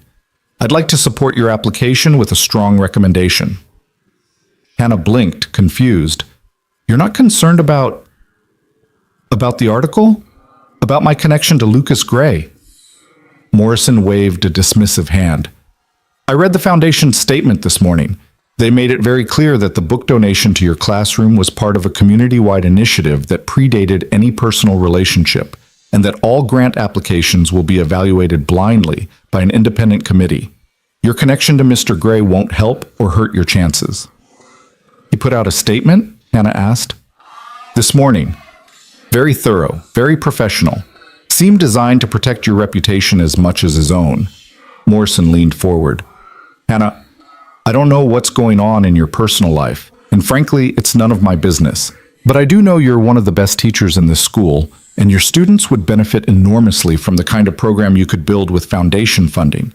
Don't let personal complications stop you from pursuing something that could make a real difference. Hannah left his office in a daze, immediately pulling up the news website on her phone. Sure enough, there was a new article featuring a statement from the Gray Foundation. Lucas had kept his word, had moved quickly to protect her reputation, had thought about what she'd need before she'd even known she needed it. She found herself in her classroom, surrounded by the books he'd donated, thinking about all the students who'd discovered new worlds within those pages. Lucas had done that, not because she'd asked, not because he wanted credit, but because he genuinely believed in the power of education to change lives. Hannah pulled out her laptop and opened the grant application. If she was honest with herself, she'd been wanting to expand her literacy program for years, had dreamed of creating something that could reach struggling readers and help them find their way to books. The Gray Foundation funding could make that dream a reality. She spent the next week working on the proposal, pouring all of her passion and frustration and confused feelings into creating something meaningful. When she finally submitted it, she felt both proud and terrified, knowing that whether or not she got the funding, she'd taken a step towards something bigger than herself. Lucas texted her the day the application period closed. However the committee decides, I hope you applied. Your ideas deserve support. Hannah stared at the message, touched that he'd known she'd struggle with the decision, that he understood the conflict she'd been feeling. She typed out a response. I did. Thank you for the statement. It helped. It was the first real communication they'd had in weeks, and it felt both monumental and insufficient. Spring break came with a week off from school, and Hannah decided to visit her sister in Portland. She needed distance, perspective, a chance to think without constantly running into reminders of Lucas around every corner in Riverside. Her sister Emma was 3 years older, married with 2 kids, living the kind of stable, predictable life Hannah had always thought she wanted. "So, let me get this straight," Emma said over wine after the kids were in bed. "You met a great guy, fell for him, found out he's rich, and now you're mad about it?" "It's more complicated than that," Hannah protested. "Is it though?" Emma took a sip of her wine. "Because from where I'm sitting, it sounds like you're letting fear make your decisions again." "This isn't about fear," Hannah argued. "This is about trust, about honesty." "And about being terrified of getting hurt again," Emma added gently. "Hannah, I love you, but you've been using David as an excuse for 2 years. Every time you meet someone who might actually matter, you find a reason to push them away before they can hurt you." "Lucas lied to me." "Did he?" Emma challenged. "Or did he just not volunteer information you didn't ask for? Did you ever directly ask him how much money he made, what his job title was, where he lived?" Hannah opened her mouth to argue, then closed it. Emma had a point. She'd accepted Lucas's vague descriptions of his work, had never pushed for details about his life outside their coffee dates. She'd been so focused on taking things slow, on protecting herself, that she'd never really asked the hard questions. "Even if I didn't ask," Hannah said slowly, "he should have told me, especially after we got close." "Maybe," Emma agreed. "But people are complicated, Hannah. They make mistakes, they get scared, they do stupid things while trying to protect themselves from getting hurt. Sound familiar?" Hannah glared at her sister. "Whose side are you on?" "Yours," Emma said firmly, "which is why I'm telling you the truth instead of what you want to hear. You found someone who makes you happy, someone who fixed your fence and brought books to your students and took care of you when you were sick. Someone who, by all accounts, is completely in love with you. Are you really going to throw that away because he was scared to tell you about his bank account?" "It's not just about the money," Hannah said, but the argument felt weaker than it had before. "Then what is it about?" Emma pressed. Hannah struggled to articulate what she was feeling. "It's about feeling like I don't know him, like the person I fell for was a character he was playing. It's about not knowing if I can trust my own judgment anymore." "Or," Emma suggested quietly, "it's about being terrified that this might actually work out, that you might actually get your happy ending, and not knowing how to handle that possibility." The words hit Hannah like a physical blow, because they were true. Somewhere along the way, she'd become so comfortable with her hurt and her caution and her carefully constructed walls that the thought of actually being happy, of actually trusting someone, had become scarier than being alone. Hannah spent the rest of the week in Portland thinking about Emma's words, about her own fear and Lucas's, about the relationship they'd built, and whether it was strong enough to survive the truth. She went to her nephew's soccer game and her niece's dance recital and watched Emma and her husband move through their life with the easy comfort of people who'd chosen each other and kept choosing each other, even when it was hard. On her last night there, Emma gave her a hug at the airport. "Whatever you decide," she said, "make sure it's based on what you want, not what you're afraid of." Hannah flew back to Riverside with her head full of questions and her heart full of conflicting emotions. She'd spent so long being angry, being hurt, being certain that Lucas had betrayed her. But underneath all of that was a truth she'd been avoiding. She missed him, missed his quiet presence and gentle humor, missed the way he listened like her words mattered, missed feeling seen and valued and chosen. The question was whether missing someone was enough reason to take them back, whether love could overcome the obstacles they'd created. She didn't have an answer yet, but for the first time in weeks, she felt like maybe she was finally asking the right questions. Hannah returned to Riverside on a Sunday evening, her apartment feeling smaller and emptier than she remembered. She unpacked slowly, putting off the inevitable moment when she'd have to check her phone and see if Lucas had texted while she was gone. He had. Just one message, sent 3 days ago. "I hope Portland is good for you. Take all the time you need." She stared at those words for a long time, touched by the restraint they showed. The old Lucas would have sent daily updates, would have tried to stay connected even when she'd asked for space. This Lucas was respecting her boundaries even when it clearly cost him. Hannah set down her phone without responding and made herself a cup of tea, then sat on her couch with the copy of To Kill a Mockingbird he'd given her for Christmas. She opened to the inscription, reading his words again. For Hannah, who teaches others to see the mockingbird, always, Lucas. Always. Such a big promise from someone who'd kept such big secrets. But then again, he'd kept showing up, hadn't he? Through her anger and her silence and her doubt, he'd stayed present in the only ways she'd allow. Careful texts, protective statements to the press, giving her the space she'd demanded while making it clear he hadn't given up. The question Emma had asked echoed through her mind. What did she actually want? Not what she was afraid of or running from, but what she genuinely wanted for her life. The answer came more easily than she'd expected. She wanted Lucas. She wanted Saturday morning coffee and unexpected fence repairs, and someone who remembered that cherry pie was her favorite. She wanted the man who'd read to her when she was sick and brought books to her students and looked at her like she was the most important person in the room.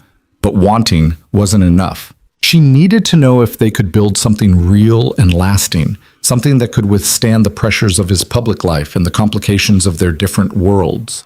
She needed to know if trust could be rebuilt from broken pieces.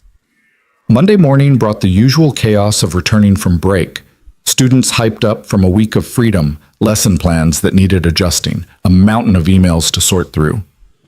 Hannah was halfway through her inbox when she saw one from the Gray Foundation with the subject line, Grant Application Update. Her heart hammered as she opened it, afraid to hope. Dear Ms. Cole, we are pleased to inform you that your literacy program proposal has been selected for funding. The Independent Review Committee was impressed by your innovative approach to reaching struggling readers and your comprehensive plan for implementation. You have been awarded a grant of $75,000 to be distributed over the next 2 academic years. Congratulations on this achievement. A member of our team will be in contact within the week to discuss next steps and funding timelines. Sincerely, the Gray Education Foundation Grant Committee. Hannah read the email 3 times, tears blurring her vision by the 3rd read. $75,000. She could do everything she'd dreamed of. New books, technology, after-school programs, professional development for other teachers. She could change lives with this funding. Her first instinct was to call Lucas, to share the news with him, to hear his voice telling her how proud he was. But she caught herself, remembering that this wasn't his victory to celebrate. The grant had been awarded by an independent committee who hadn't known about their relationship. She'd earned this on her own merit, through the quality of her proposal and the strength of her ideas. Still, she couldn't deny that Lucas had created the foundation that made this possible. His money, his vision, his belief that education could change lives, all of that had led to this moment.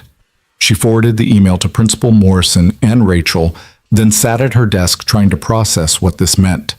The grant was validation that her work mattered, that her ideas had value. But it was also a connection to Lucas that she couldn't sever, a reminder that his influence would be part of her professional life whether or not they resolved their personal relationship. Her phone rang during lunch. Margaret Gray. Hannah almost didn't answer, but curiosity won out. Hello? Hannah, it's Margaret.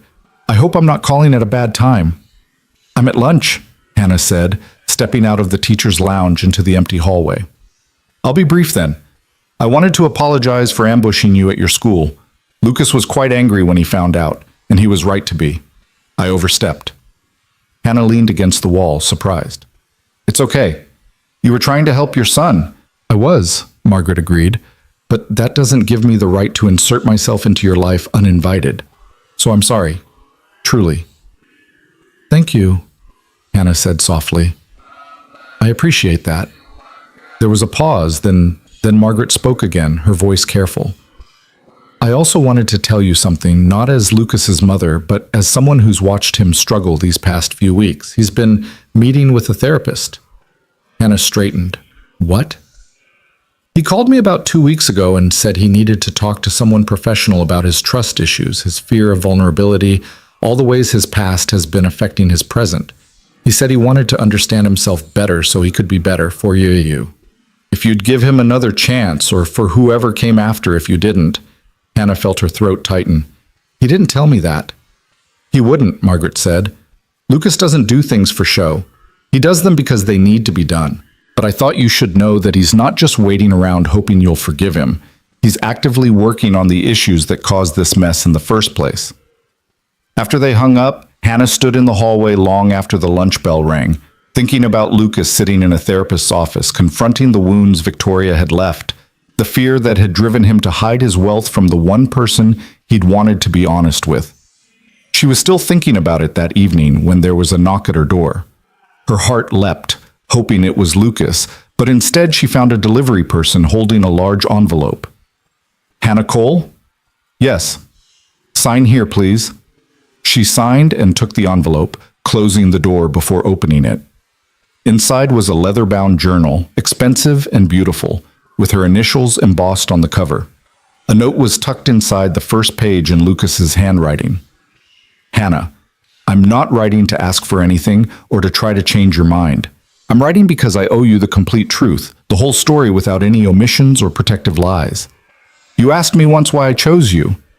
This is the real answer. You can do whatever you want with this information. Read it, burn it, throw it away. I just needed you to have it. Whatever happens between us, you deserve to know who I actually am. Lucas." Hannah opened the journal to find page after page of Lucas's handwriting, neat and precise, filling the book with words he'd apparently been writing for weeks. She curled up on her couch and began to read.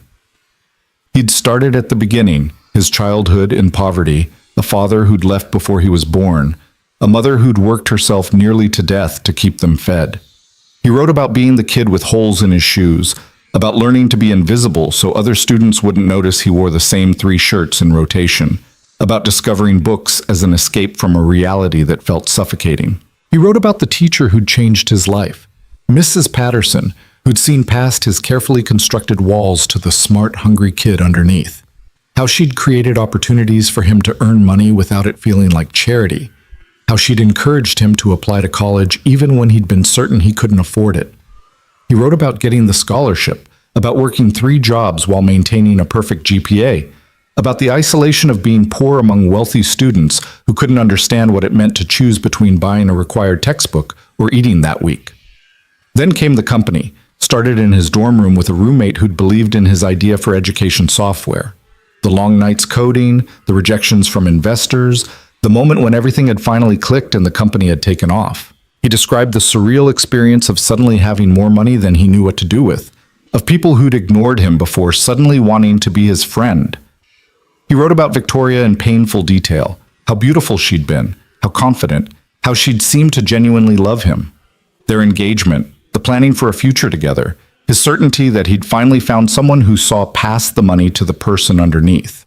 Then the complications with the company sale, the temporary cash flow problems, Victoria's growing distance. He described finding her note on the kitchen counter, the casual cruelty of her words. "I can't do this anymore. I need stability, and you can't give me that right now." The pages after that were raw with pain. His realization that she'd never loved him, that he'd been valued only for what he could provide, that everything he thought was real had been a transaction. He wrote about the walls he'd built after that, the decision to keep his wealth hidden from future relationships, the loneliness of never knowing if someone genuinely cared about him, or just about his bank account. And then he wrote about meeting Hannah at Maple Street Café, about how nervous he'd been walking through that door, about the moment he'd seen her and felt something shift inside him. He described their first conversation in detail, the topics they'd covered, the way she'd looked when she talked about her students, how her honesty about her own fears had made him want to be honest too. "I should have told you that first night," he wrote. "Should have laid everything out and let you decide if you wanted to take the risk. But you were so real, so genuine, and I was terrified of watching that change, terrified of seeing you start to calculate what I could give you instead of just enjoying who we were together. Every week I told myself I'd tell you the next week, but every week that passed made it harder, not easier. The secret became this weight I was carrying, getting heavier and heavier, and I didn't know how to put it down without crushing everything we'd built. I was a coward. There's no other word for it. I let my fear of losing you prevent me from giving you the truth you deserved. And in the end, my cowardice cost me exactly what I'd been trying to protect." He wrote about the press conference, about knowing she'd see it and dreading her reaction, about wanting to run to her immediately to explain but respecting her request for space, about the agony of sending careful texts and getting no response, of wondering if he'd destroyed the best thing in his life through his own stupidity. The final entry was dated the day before. I'm meeting with Dr. Chen again tomorrow. She's helping me understand why I do this, why I hide, why I test people, why I'm so afraid of being vulnerable. It's slow work, uncomfortable work, but necessary work. Whether or not you ever forgive me, I need to do this. I need to be better than the scared man who lied by omission to the woman he was falling in love with. Because I do love you, Hannah. I should have said it weeks ago, should have told you while I still had the chance. I love your passion for teaching and your loyalty to your students. I love the way you cry at beautiful writing and laugh at terrible puns. I love your strength and your vulnerability and the way you see the best in people even after being hurt. I love you for seeing me, the real me, the one who exists underneath all the noise and expectations. And I'm sorry that my fear prevented me from seeing you back, from trusting you the way you deserve to be trusted. I don't know what happens next. Maybe you've already decided you can't forgive me, can't move past what I did. Maybe reading this won't change anything, but you deserve to know the whole truth, messy and painful and complicated as it is. You deserved it months ago, and I failed you by not giving it to you then. Whatever you decide, thank you for the months we had. Thank you for making me believe, even briefly, that I could be loved for who I am instead of what I have. That gift is more precious than any amount of money. Always, Lucas. Hannah closed the journal with shaking hands, tears streaming down her face. She felt cracked open, raw, seeing Lucas's pain and vulnerability laid bare on the page. He'd given her everything she'd asked for, complete honesty, the whole story, no more secrets or omissions. And in doing so, he'd shown her something she'd been too hurt and angry to see before. They were both damaged people trying to protect themselves from further pain, both so afraid of being hurt again that they'd hurt each other instead. She thought about Emma's question. What did she actually want? And underneath all the fear and anger and complicated feelings, the answer was still the same. She wanted Lucas. She wanted the chance to build something real with him, to learn to trust again, to create a relationship based on honesty, even when honesty was terrifying. But wanting wasn't the same as being ready. She needed to figure out if she could actually forgive him, if she could move past the betrayal to something stronger on the other side. Hannah spent the next 2 days reading and rereading the journal, processing everything Lucas had shared. She thought about calling him, texting him, showing up at his office, wherever that was, since she still didn't actually know basic facts about his daily life. The realization stopped her cold. She'd been angry at Lucas for keeping secrets, but she'd never really asked questions either. She'd been content with surface-level knowledge, with the version of him that fit comfortably into her world. She'd never pushed for more because pushing for more meant making herself vulnerable, meant admitting she cared enough to want the whole picture. They'd both been playing it safe in different ways, both trying to protect themselves. And in the process, they'd created exactly the kind of unstable foundation they'd been trying to avoid. On Wednesday evening, Hannah texted Lucas. "Thank you for the journal, for being honest. Can we talk?" His response came within seconds. "Anytime. Anywhere. Just name it." She thought about suggesting Maple Street Café, their usual place, but that felt too familiar, too weighted with the ghosts of all their previous conversations. She needed somewhere neutral, somewhere they could talk openly without the pressure of nostalgia. "The park near my house, tomorrow at 6? I'll be there." Hannah barely slept that night, running through potential conversations in her head, trying to figure out what she wanted to say and how to say it. She taught her classes the next day in a fog, her mind already at the park, already sitting across from Lucas trying to figure out if they had a future. She arrived at the park 15 minutes early, choosing a bench near the pond where ducks glided across the water and early spring flowers were just beginning to bloom. The evening air was cool but not cold, carrying the promise of warmer days ahead. Lucas arrived exactly at 6, and Hannah's breath caught at the sight of him. He looked thinner than she remembered, tired in a way that had nothing to do with sleep. But his eyes lit up when he saw her, and the smile that crossed his face was so full of hope and fear that Hannah felt her heart crack a little more. "Hi," he said, sitting on the opposite end of the bench, maintaining careful distance. "Hi," Hannah replied. For a long moment, they just sat there, the silence between them heavy with everything that needed to be said and nothing that felt safe to start with. Finally, Lucas spoke. "I don't know where to begin." "Neither do I," Hannah admitted. "I've been rehearsing this conversation in my head for 2 days, and now that you're actually here, I can't remember any of it." A ghost of a smile crossed his face. "For what it's worth, I've been doing the same thing." Hannah took a deep breath. "I read your journal, all of it, multiple times." "And?" Lucas's voice was carefully neutral, but she could see the tension in his shoulders. "And I understand now. Why you did it, I mean. I don't agree with it, but I understand." Hannah turned to face him more fully. "But Lucas, understanding why you kept secrets doesn't make the secrets okay.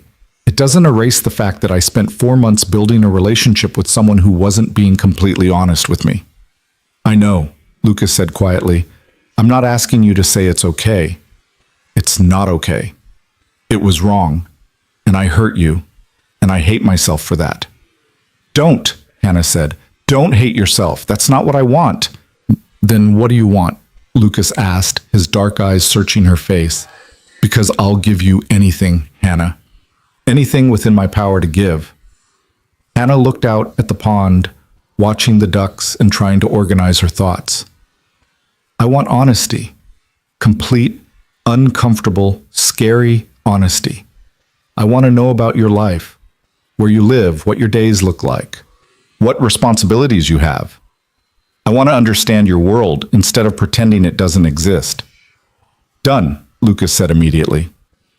"I want you to trust me," Hannah continued, "to believe that I can handle difficult truths, that I'm strong enough to love you for who you actually are, instead of some version you think I need you to be." "I do trust you," Lucas said. "I know it doesn't seem like it, but I do. The problem was never trusting you, it was trusting myself. Trusting that I was enough without the money, that someone could actually want me instead of what I could provide." Hannah felt tears prick her eyes. "You are enough. You've always been enough. The fence fixing and the book donations and the careful texts, those things mattered because they came from you, not because of how much they cost." "I'm starting to believe that," Lucas said. "Dr. Chen is helping me see how my past has been controlling my present, making me sabotage good things because I'm afraid they'll turn out like bad things." "Your mom told me you were seeing a therapist," Hannah admitted. Lucas nodded. "I should have started years ago. After Victoria, I should have dealt with what that relationship did to me instead of just building walls and hoping they'd keep me safe." "I built walls too," Hannah said. "After David, I was so afraid of being fooled again that I never really let you in. I never asked the hard questions because I was scared of the answers. I let you keep your secrets because it was easier than risking my heart." They sat with that admission for a moment, both of them recognizing the ways they'd failed each other and themselves. "So where does that leave us?" Lucas asked finally. Hannah turned to look at him fully, seeing the fear and hope warring in his expression. "I don't know. I'm still hurt. I'm still angry sometimes. But I also miss you. I miss what we had, and I want to believe we could have something even better if we're both brave enough to be completely honest." "I want that too," Lucas said. "More than anything." "But I need time," Hannah continued. "I need us to start over in some ways, to build something based on truth instead of omissions. I need to learn who you actually are, and I need you to learn who I actually am, not the version of me that fits into your fantasy of a simple life, but the real me with all my complications and insecurities." "How do we do that?" Lucas asked. Hannah thought about it, about what she actually needed to move forward. "We date, really date. You take me to your actual apartment, show me your actual life. I meet your friends, you meet mine. We have the uncomfortable conversations about money and expectations and what our future might look like. We do the hard work instead of pretending it's easy." "Okay," Lucas said. "When do we start?" "Now," Hannah said. "Tell me where you live, what your apartment looks like, what you do on days when you're not fixing my fence or bringing books to my students." Lucas smiled, and it was the first real smile she'd seen from him in weeks. "I live in the Riverside Towers downtown, 15th floor, corner unit. Floor-to-ceiling windows overlooking the city, more space than one person needs. Modern furniture that an interior designer picked out because I have no idea how to make a place feel like home. Do you like it? Hannah asked. Lucas shook his head. Not really. It's impressive, but it doesn't feel like mine. It feels like a showpiece, like something designed to impress people I don't even care about impressing. What would you want if you could have anything? Something smaller, Lucas said without hesitation. Maybe a house with a yard, room for a garden, a porch where I could sit in the mornings with coffee, bookshelves built into the walls, space that feels lived in instead of staged. Hannah smiled despite herself. That sounds nice. What about you? Lucas asked. If you could have any home, what would it be? I like my house, Hannah said. It's small, but it's mine. I'd want to fix it up, though, replace that porch light that flickers, repaint the kitchen, maybe add a sunroom for reading, make it feel more complete. I could help with that, Lucas offered, then caught himself. Sorry, I'm trying not to jump in and fix things. Dr. Chen says I do that. Try to solve problems with money or action instead of just being present with people. I appreciate the offer, though, Hannah said, and maybe someday I'll take you up on it. But right now I need to know we can just be together without you always trying to fix things for me. I can do that, Lucas said, or I can learn to do it. It might take practice. They talked for another hour, Lucas sharing details about his life that he'd kept hidden. The foundation's board meetings and fundraising galas, the pressure to always be on in public, the loneliness of success without meaningful connections. Hannah shared her own struggles, the financial stress of living paycheck to paycheck, the exhaustion of teaching and grading with not enough hours in the day, her fear that she'd never be enough for someone from his world. As the sun set and the park lights flickered on, Hannah felt something shift between them. Not a resolution exactly, but a foundation, a real one this time, built on honesty instead of assumptions. Can I see you again? Lucas asked as they walked back toward the parking lot. Really see you, I mean. Take you to dinner, show you my apartment, introduce you to my life? Yes, Hannah said, but slowly. I need us to take this slowly. Slow is good, Lucas agreed. Slow is what we should have done the first time. They reached Hannah's car, and she turned to face him. In the dim light of the parking lot, he looked vulnerable and hopeful and scared. All the things she was feeling reflected back at her. Lucas, she said softly, I forgive you. I don't know if I'm ready to forget, and I still need time to rebuild trust.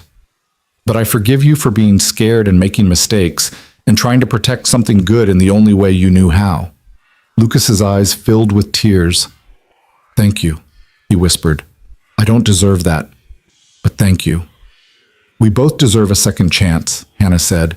We both deserve to try again and do better. She reached out and took his hand, feeling his fingers close around hers with gentle pressure. It wasn't a kiss, wasn't a declaration of love, wasn't a promise of forever. But it was a beginning, a real one this time, based on truth and trust and the belief that broken things could be mended if both people were willing to do the work. Saturday?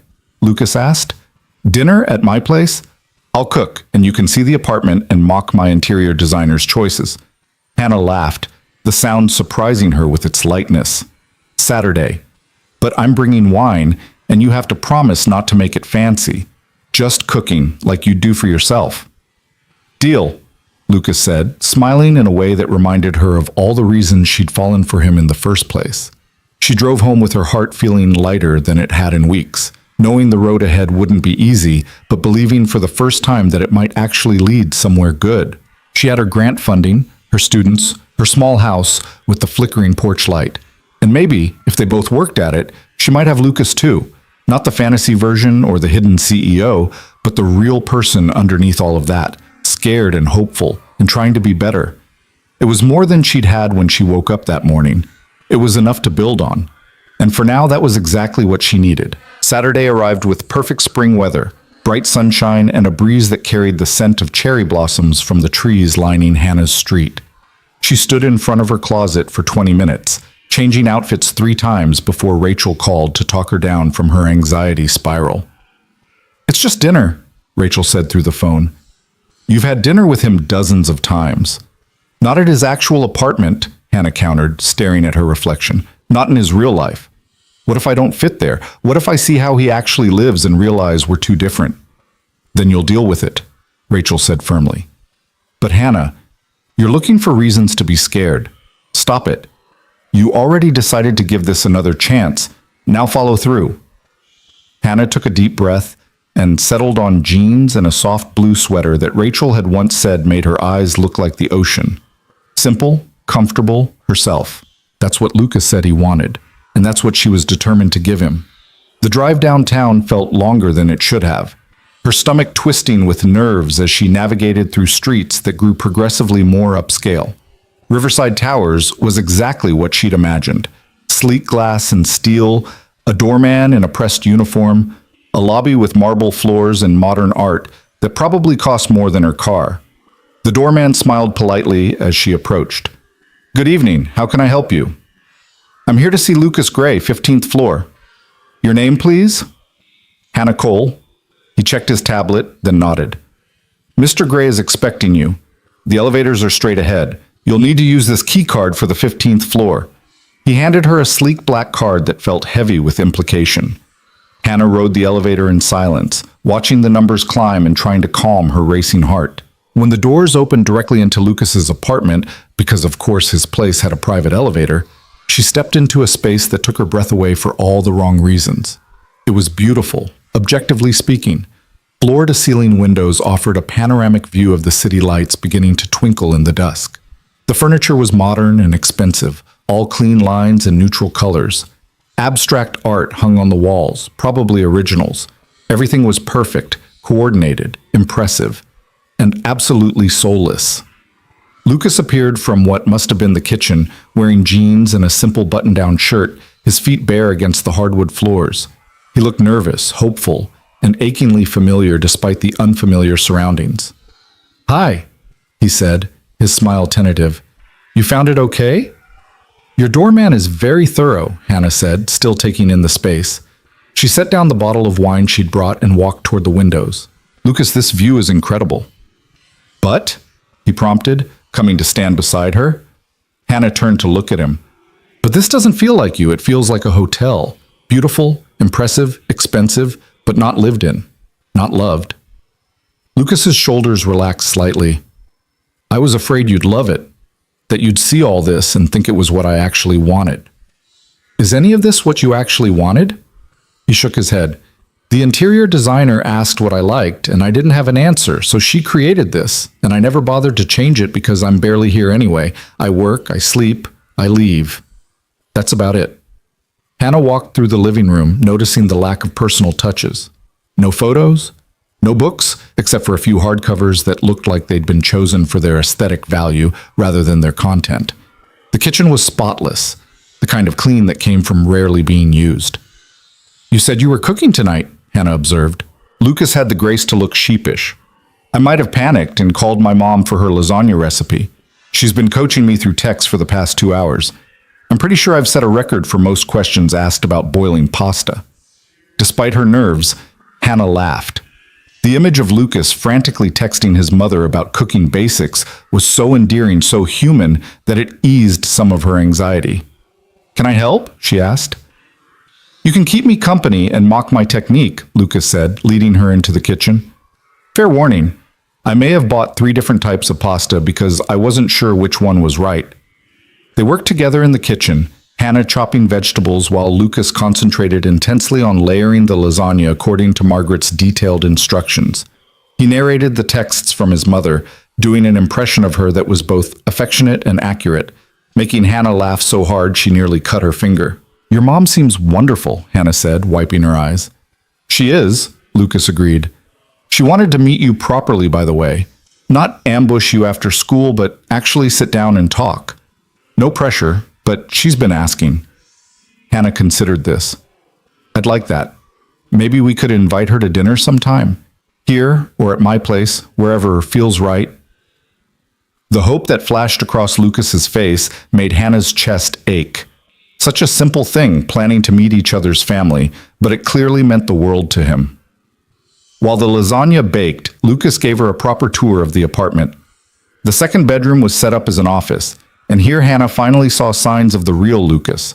Books overflowed from shelves, stacked on the desk and floor. Papers and reports covered every surface. A bulletin board held photos. Lucas with Margaret, with people Hannah assumed were friends or colleagues, one of him at what looked like a school dedication ceremony. "This is where you actually live," Hannah said, taking in the organized chaos. "This is where I work, mostly," Lucas corrected. "But yes, this room feels more like mine than the rest of the apartment combined." Hannah studied the photos more closely. "Tell me about these people. Your actual life? Your actual friends?" Lucas spent the next half hour introducing her to his world through photographs and stories. His college roommate Marcus, who'd helped build the company and was now his CFO.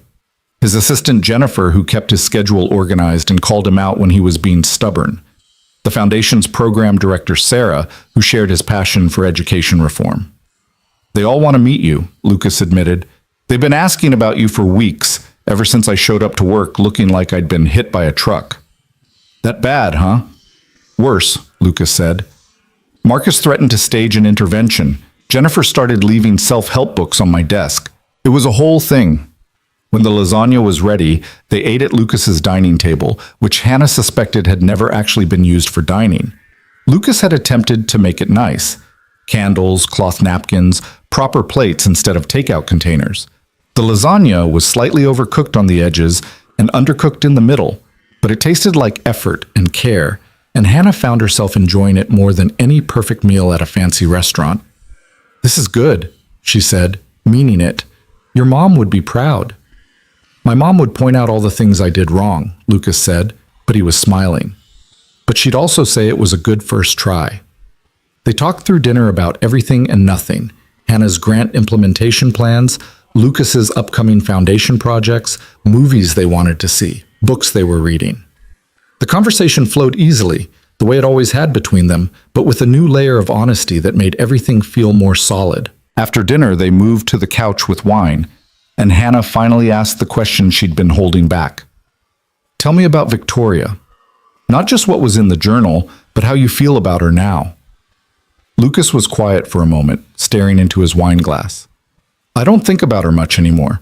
The therapist helped me see that what I was really angry about wasn't losing Victoria specifically, but what she represented. The confirmation of my worst fears, that I was only valuable for what I could provide. And now? Now I'm working on believing that's not true, that I have value beyond my bank account. It's harder than it should be, confronting those beliefs." He turned to look at her. "But being with you helps. You've never asked me for anything, never treated me differently after finding out about the money. Well, except for being furious with me, but that was about the lying, not the wealth itself." "I was furious," Hannah agreed. "I'm still processing it, honestly.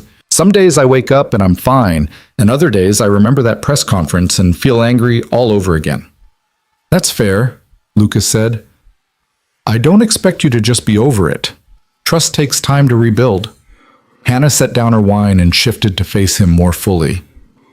"Lucas, I need to tell you something. About David. About why his betrayal hit me so hard." "You don't have to." "I do," Hannah interrupted. "Because you've been honest with me about your past, and I need to be honest about mine." She took a breath and let the story spill out. How she'd met David at a friend's party, how charming he'd been, how he'd swept her off her feet with grand gestures and big promises, how she'd believed every word, had started planning a future with him, had introduced him to her family and friends. "He proposed on my 30th birthday," Hannah said, her voice tight with old pain. "In front of everyone I loved, this big public declaration. I felt like the luckiest person in the world." "What happened?" Lucas asked gently. "I found out he was drowning in debt. Credit cards, loans, gambling losses, hundreds of thousands of dollars he'd hidden from me. He'd been using my good credit to take out more loans, putting bills in my name without telling me. When I confronted him, he admitted he'd only proposed because he thought marriage would make it easier to access my assets, to use me as collateral for his debts." Lucas looked horrified. "Hannah, I called off the wedding," Hannah continued. "Spent a year untangling my finances from his mess, dealing with creditors and lawyers, and the humiliation of everyone knowing I'd been such a fool. For 2 years after that, I couldn't trust anyone. Couldn't believe people when they said they cared about me. I kept waiting for the other shoe to drop, for everyone to reveal their true motives. I'm so sorry, Lucas said. I had no idea it was that bad. So when I found out about your money, Hannah said, meeting his eyes, all I could think was, here we go again. Another person who lied about money, who kept secrets, who turned out to be someone completely different than I thought. It triggered every fear I'd been carrying, every scar David had left. But I'm not him, Lucas said firmly. I didn't use you or try to take advantage of you. I know that now, Hannah said, but in the moment it felt the same. It felt like betrayal, like I'd been fooled again by my own poor judgment. Lucas reached for her hand. Your judgment isn't poor. David was a con artist, and he fooled you because you're trusting and kind and you wanted to see the best in people. That's not a flaw, Hannah. That's who you are, and it's one of the things I love about you. Hannah felt tears slip down her cheeks. I've been so afraid of being that person again, the naive woman who believes pretty lies and ignores red flags. I thought if I was careful enough, cautious enough, I could protect myself from ever being hurt like that again. But being careful meant missing out on real connections, Lucas said. Yes, Hannah whispered. And when I met you, you felt safe. You weren't flashy or pushy or too good to be true. You were just steady, real, someone I thought I could trust. You can trust me, Lucas said. I know I messed up. I know I gave you reasons to doubt that. But Hannah, I swear to you, I will spend however long it takes proving that you can trust me with your heart. Hannah looked at their joined hands, at the way his fingers laced through hers with such careful tenderness. I want to believe that. Then believe it, Lucas said. Take a leap of faith. I know it's scary. I know you've been burned before. But I'm not David, and you're not the same person you were when he hurt you. We're both different people, trying to do better, trying to be brave enough for something real. Hannah leaned forward until her forehead rested against his. I'm terrified, she admitted. Me too, Lucas said. But I think being terrified together is better than being safe and alone. She kissed him then, soft and gentle, a kiss that tasted like forgiveness and new beginnings. Lucas's hand came up to cup her face, his touch reverent, like she was something precious he was afraid to break. When they pulled apart, both breathing a little harder, Hannah smiled. So, what happens now? Now, Lucas said, we take it one day at a time. We're honest with each other, even when it's hard. We work on trust, on building something real, and we see where it goes. No more secrets, Hannah said firmly. No more secrets, Lucas agreed. Starting now. Ask me anything, and I'll tell you the truth. Hannah thought about it, about all the things she still didn't know. What time do you wake up in the morning? Lucas blinked, clearly expecting a harder question. 6:30 usually, said Sid, sometimes earlier if I can't sleep. What do you have for breakfast? Coffee and whatever I can grab on the way to work. Usually nothing, which my mom hates. What's your favorite color? Blue, Lucas said. The exact shade of your eyes. Hannah felt her cheeks warm. What scares you most about us? Lucas's expression grew serious. That I'll disappoint you, that I'll make another mistake and you'll realize you can't trust me after all. That the differences between our worlds will become too much to navigate, and you'll decide I'm not worth the effort. And what makes you hopeful about us? Everything, Lucas said simply.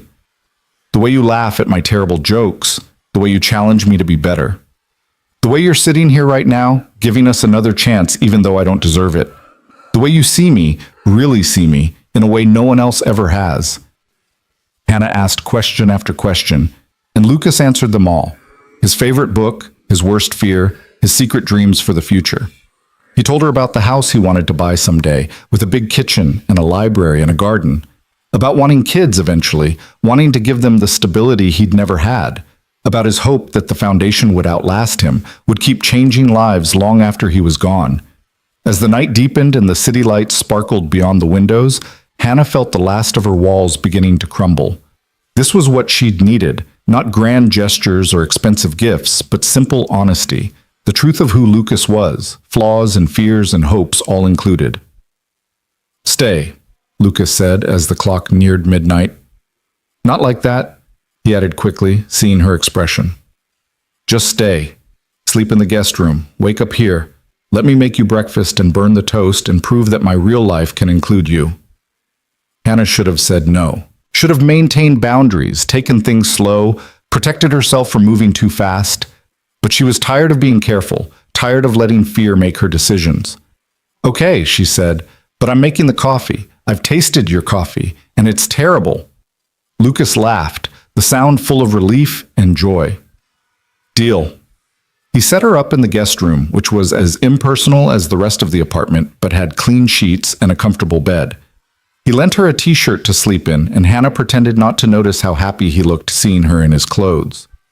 Good night, Hannah, he said from the doorway. Good night, Lucas. Hannah lay in the unfamiliar bed, listening to the sounds of Lucas moving through the apartment, getting ready for sleep. She should have felt anxious, out of place in this expensive tower so far from her small house and familiar neighborhood. Instead, she felt peaceful, like she'd finally found her way to where she was supposed to be. The next morning, Hannah woke to the smell of burning toast and Lucas's creative cursing from the kitchen. She patted out in his t-shirt and her jeans from the night before to find him scraping blackened bread over the sink. I thought you said you could cook, she teased. I said I made lasagna, Lucas corrected. I never claimed competence with a toaster. They made breakfast together. Eggs that were only slightly runny, toast that was only slightly burned, coffee that Hannah insisted on brewing herself. They ate at the kitchen counter, their knees touching, talking about their plans for the day. I have a foundation board meeting this afternoon, Lucas said. Boring budget stuff mostly, but tonight, if you're free, there's a gallery opening one of my friends is hosting. Contemporary art, wine, people making pretentious comments about brushstrokes. Would you want to come? Meet some of the people in my life? Hannah's first instinct was to say no, to retreat back to the safety of her own world. But that's what the old Hannah would have done, and she was trying to be braver. Yes, she said, but you have to promise to mock the pretentious comments with me. Obviously, Lucas said, grinning, that's half the fun. The gallery opening that evening was exactly what Lucas had promised. Contemporary art that Hannah didn't entirely understand, wine that was probably expensive, people in expensive clothes discussing technique and vision. But Lucas stayed at her side, introducing her to friends and colleagues, his hand warm on her lower back, his pride in her obvious every time he said, "This is Hannah."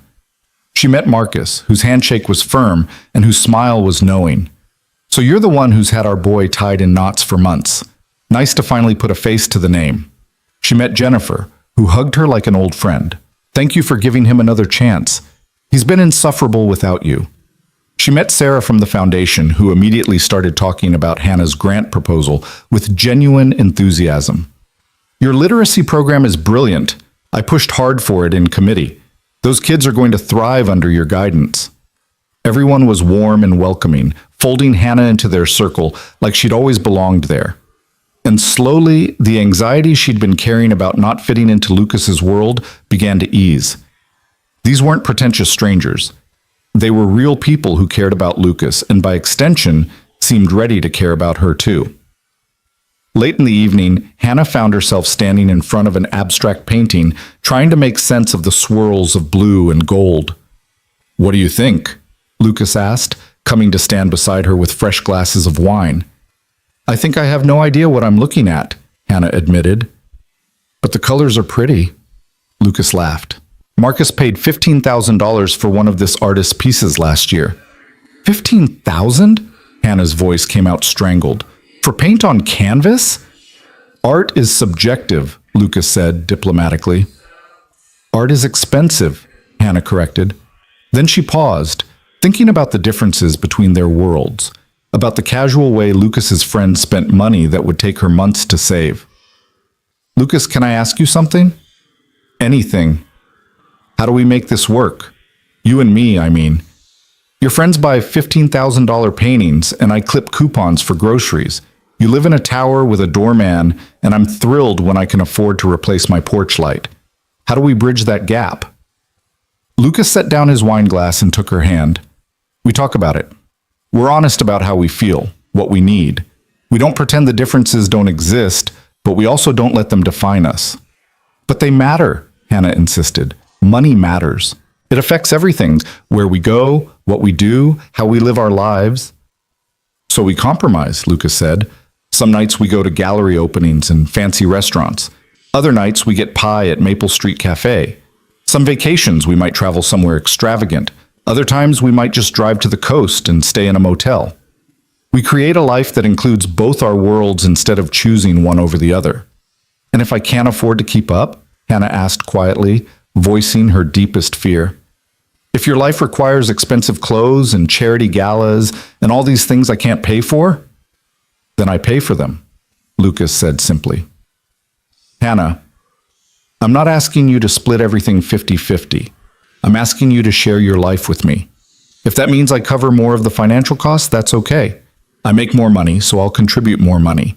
You contribute other things, your time, your energy, your perspective. It doesn't have to be equal to be fair. That doesn't seem right, Hannah said. I don't want to be dependent on you. You wouldn't be dependent, you'd be partners. There's a difference. Lucas squeezed her hand. Look, I know this is complicated. I know every couple has to figure out their own balance when it comes to money. But Hannah, I don't care if you can never afford gallery openings or expensive dinners. I care that you're willing to try new things with me, that you're open to experiencing my world while I experience yours. Hannah looked at their joined hands, thinking about compromise and partnership, about the ways love required negotiation and trust. I need to keep my independence, my house, my job, my ability to support myself. Those things matter to me. I would never ask you to give them up, Lucas said, but I also want to help when you'll let me. Want to fix that porch light and help fund programs for your students and make your life easier in the ways I can. Is there room for both? For you maintaining your independence while also letting me support you sometimes? Hannah thought about it, about her fierce need for self-reliance and her growing understanding that accepting help didn't make her weak. Maybe we'll have to figure out the boundaries together. We will, Lucas promised, one conversation at a time. They left the gallery hand in hand, and Lucas drove Hannah back to her house instead of his apartment. He walked her to her door, the flickering porch light casting shadows across his face. Thank you for tonight, Hannah said, for introducing me to your friends, for not hiding me away. I would never hide you, Lucas said. I'm proud to be with you, Hannah. I want everyone to know it. She kissed him goodnight, a longer kiss this time, full of promise and heat and the suggestion of more to come. When she finally pulled away, both of them were breathing hard. I should go inside, Hannah said, though she made no move to do so. You should, Lucas agreed, his hand still on her waist. Before the neighbors start gossiping. Definitely. They kissed again and then again until finally Hannah forced herself to step back and unlock her door. I'll call you tomorrow. I'll be waiting. Hannah watched him drive away before going inside, her heart full of hope and possibility. She changed into pajamas and curled up on her couch with a book, but she couldn't focus on the words. Her mind kept replaying the evening, the easy conversations with Lucas's friends, the way he'd looked at her like she was the most important person in the room, the growing certainty that they could actually make this work. The next few weeks fell into a rhythm. They saw each other several times a week, alternating between Hannah's world and Lucas's. Some dates were simple. Coffee at Maple Street Café, walks in the park, movie nights at Hannah's house with popcorn and terrible comedies. Others were more elaborate. Dinners at restaurants Hannah would never have tried on her own. A weekend trip to wine country, a charity fundraiser where Hannah wore a dress Lucas had bought her after she'd mentioned having nothing appropriate for such events. She met Margaret for lunch and discovered where Lucas had gotten his quiet intensity and his fierce loyalty to the people he loved. Margaret was warm and funny, telling embarrassing stories about Lucas's childhood that made him blush and Hannah laugh until her sides hurt. Lucas came to one of Hannah's faculty meetings, sitting in the back and taking notes while she presented her grant proposal to the other teachers. Afterward, he offered suggestions so thoughtful and practical that Hannah found herself incorporating them into her implementation plan. They had their first real fight over something stupid, Hannah's car breaking down, and Lucas immediately offering to buy her a new one, Hannah insisting she could handle it herself, both of them getting frustrated and saying things they didn't mean. They worked through it, eventually compromising on Lucas lending Hannah his car while hers was being repaired, Hannah paying him back by cooking dinner for a week. "This is normal," Lucas had said as they made up, holding each other on her couch. "This is what healthy couples do. They disagree, they work through it, they come out stronger on the other side." "I'm not used to healthy," Hannah admitted. "Me neither," Lucas said. "But I think we're figuring it out." Spring turned to early summer, and Hannah's literacy program began to take shape. She hired 2 teaching assistants, ordered hundreds of new books, designed a curriculum that met students where they were instead of where they were supposed to be. Lucas attended the program launch, standing in the back of the library while Hannah introduced the initiative to students and parents, his pride in her achievement written all over his face. One evening in late June, Lucas showed up at Hannah's house unannounced. She opened the door to find him holding a folder of papers, looking nervous in a way that made her heart skip. "Is everything okay?" she asked, letting him inside. "I need to show you something," Lucas said, "and I need you to be completely honest about how you feel." He handed her the folder. Inside were real estate listings, not for apartments or condos, but for houses. Small houses with yards and porches, big enough for 2 people but not ostentatious. The kind of homes that felt lived in rather than staged. "I'm putting my apartment on the market," Lucas said. "I hate it there, and I want something that actually feels like home. But Hannah, I'm not making this decision alone. I'm looking at places that could become our home, if that's something you'd want. Eventually. No pressure, no timeline, just the possibility." Hannah flipped through the listings, her throat tight with emotion. He wasn't asking her to move in with him tomorrow, or even soon. He was asking if she could see a future where they shared a life, a space, a home together. "Lucas," she said softly. "I know it's fast," he rushed on. "I know we're still rebuilding trust, still figuring things out, but I wanted you to know that when I think about my future, you're in it. And I wanted to include you in this decision because whatever house I buy, I want it to be somewhere you'd be comfortable, somewhere you could see yourself living someday if things keep going the way they're going." Hannah set down the folder and took his face in her hands.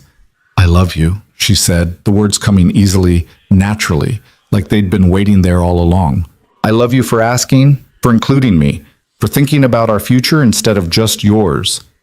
Lucas's expression transformed, hope and joy flooding his features. "You love me?" "I love you," Hannah confirmed.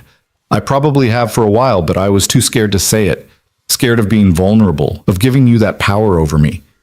But I'm tired of being scared. I love you, Lucas Gray. All of you, the CEO and the fence fixer, the wealthy philanthropist and the guy who burns toast. All of it." Lucas kissed her deeply, pulling her close.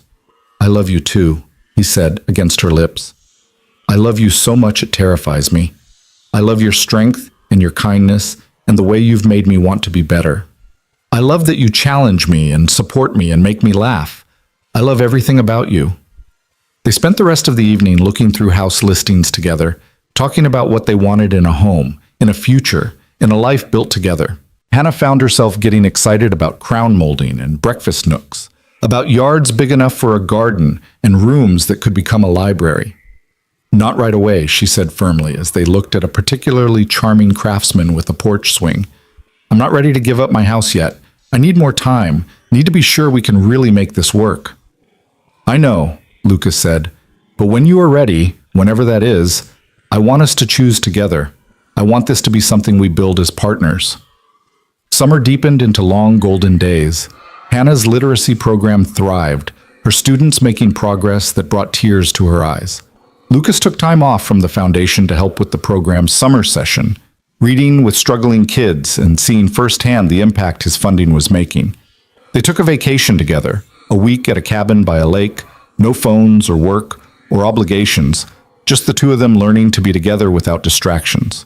They hiked and swam and sat on the dock watching sunsets.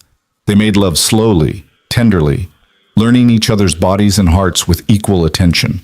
They talked about their fears and dreams, their pasts and possible futures, building the foundation of trust that had cracked, but was slowly, surely, becoming stronger than before.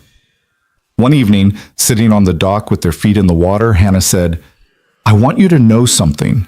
If you told me the truth that first night at the cafe, if you'd said I'm a millionaire CEO, I would have run. I would have been too intimidated, too convinced we couldn't work, too afraid of being hurt again. I know, Lucas said quietly. But that doesn't make what you did right, Hannah continued. It just means we're both flawed humans trying to protect ourselves. You lied by omission because you were scared. I would have rejected you because I was scared.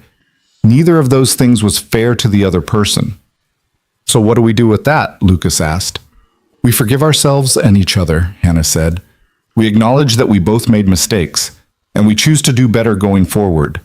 We build something new that's stronger because we learned from what went wrong.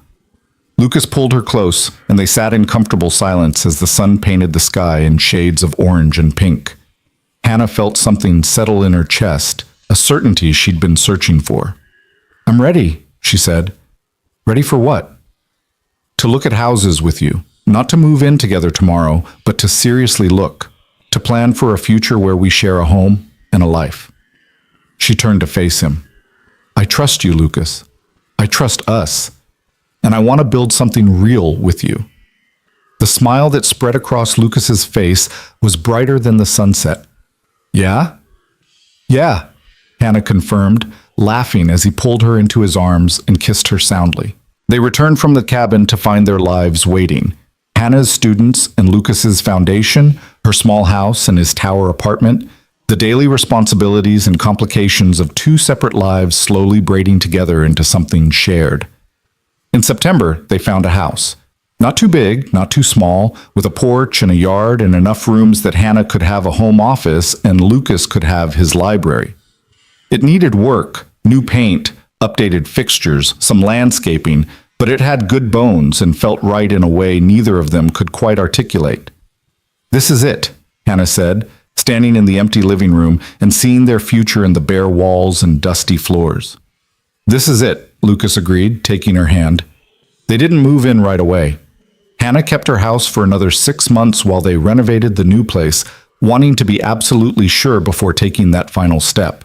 Lucas sold his apartment and moved into a temporary rental, both of them maintaining their independence while slowly, deliberately choosing to build something together. When they finally moved into the house the following spring, exactly 1 year after their reconciliation in the park, it felt like coming home. They painted walls and hung artwork, filled shelves with books, and the kitchen with mismatched dishes from both their previous lives. They planted a garden together, Hannah teaching Lucas about tomatoes and herbs, while he contributed more enthusiasm than actual skill. Margaret came for dinner on their first night in the house, bringing homemade pie and embarrassing photo albums. Rachel and her husband came too, and Marcus and Jennifer, and some of Hannah's teacher friends. They filled the house with laughter and warmth, christening the space with the people they loved. As Hannah stood in her new kitchen, watching Lucas tell a story that had everyone laughing, she felt overwhelmed with gratitude for the journey that had brought them here. The pain and the doubt, the mistakes and the forgiveness, the slow, patient work of rebuilding trust, all of it had been worth it to reach this moment. Later that night, after everyone had left and they were cleaning up together, Lucas pulled Hannah into his arms. Happy? He asked. So happy, Hannah said, meaning it completely. Are you? I've never been happier in my life, Lucas said. I have a home that actually feels like home. I have work that matters. And I have you, the most real, most wonderful thing that's ever happened to me. They stood in their kitchen, holding each other as the last light faded from the sky, and Hannah thought about the blind date that had started it all. How she'd almost said no to Rachel, almost let fear keep her from taking that chance. How Lucas had almost let his past dictate his future, almost let his secrets destroy something beautiful before it could fully bloom. But they'd both been brave when it mattered. They'd both chosen to try, to fight, to do the hard work of building something real. And now they had this, a home, a love, a future that was theirs to create together. I love you, Hannah whispered. I love you too, Lucas said. Always. And in the house they'd chosen together, in the life they were building day by day, those words felt like the truest thing either of them had ever said. Not a promise of perfection, but a commitment to keep showing up, keep being honest, keep choosing each other even when it was hard. That was enough. That was everything. Outside, the porch light, new and steady, no longer flickering, cast a warm glow across their yard. Inside, two people who'd been brave enough to try again settled into their evening, their home, their hard-won happiness. The story that had begun with secrets and fear had transformed into something built on truth and trust. It wasn't perfect, and it wouldn't always be easy, but it was real, and it was theirs, and that made all the difference.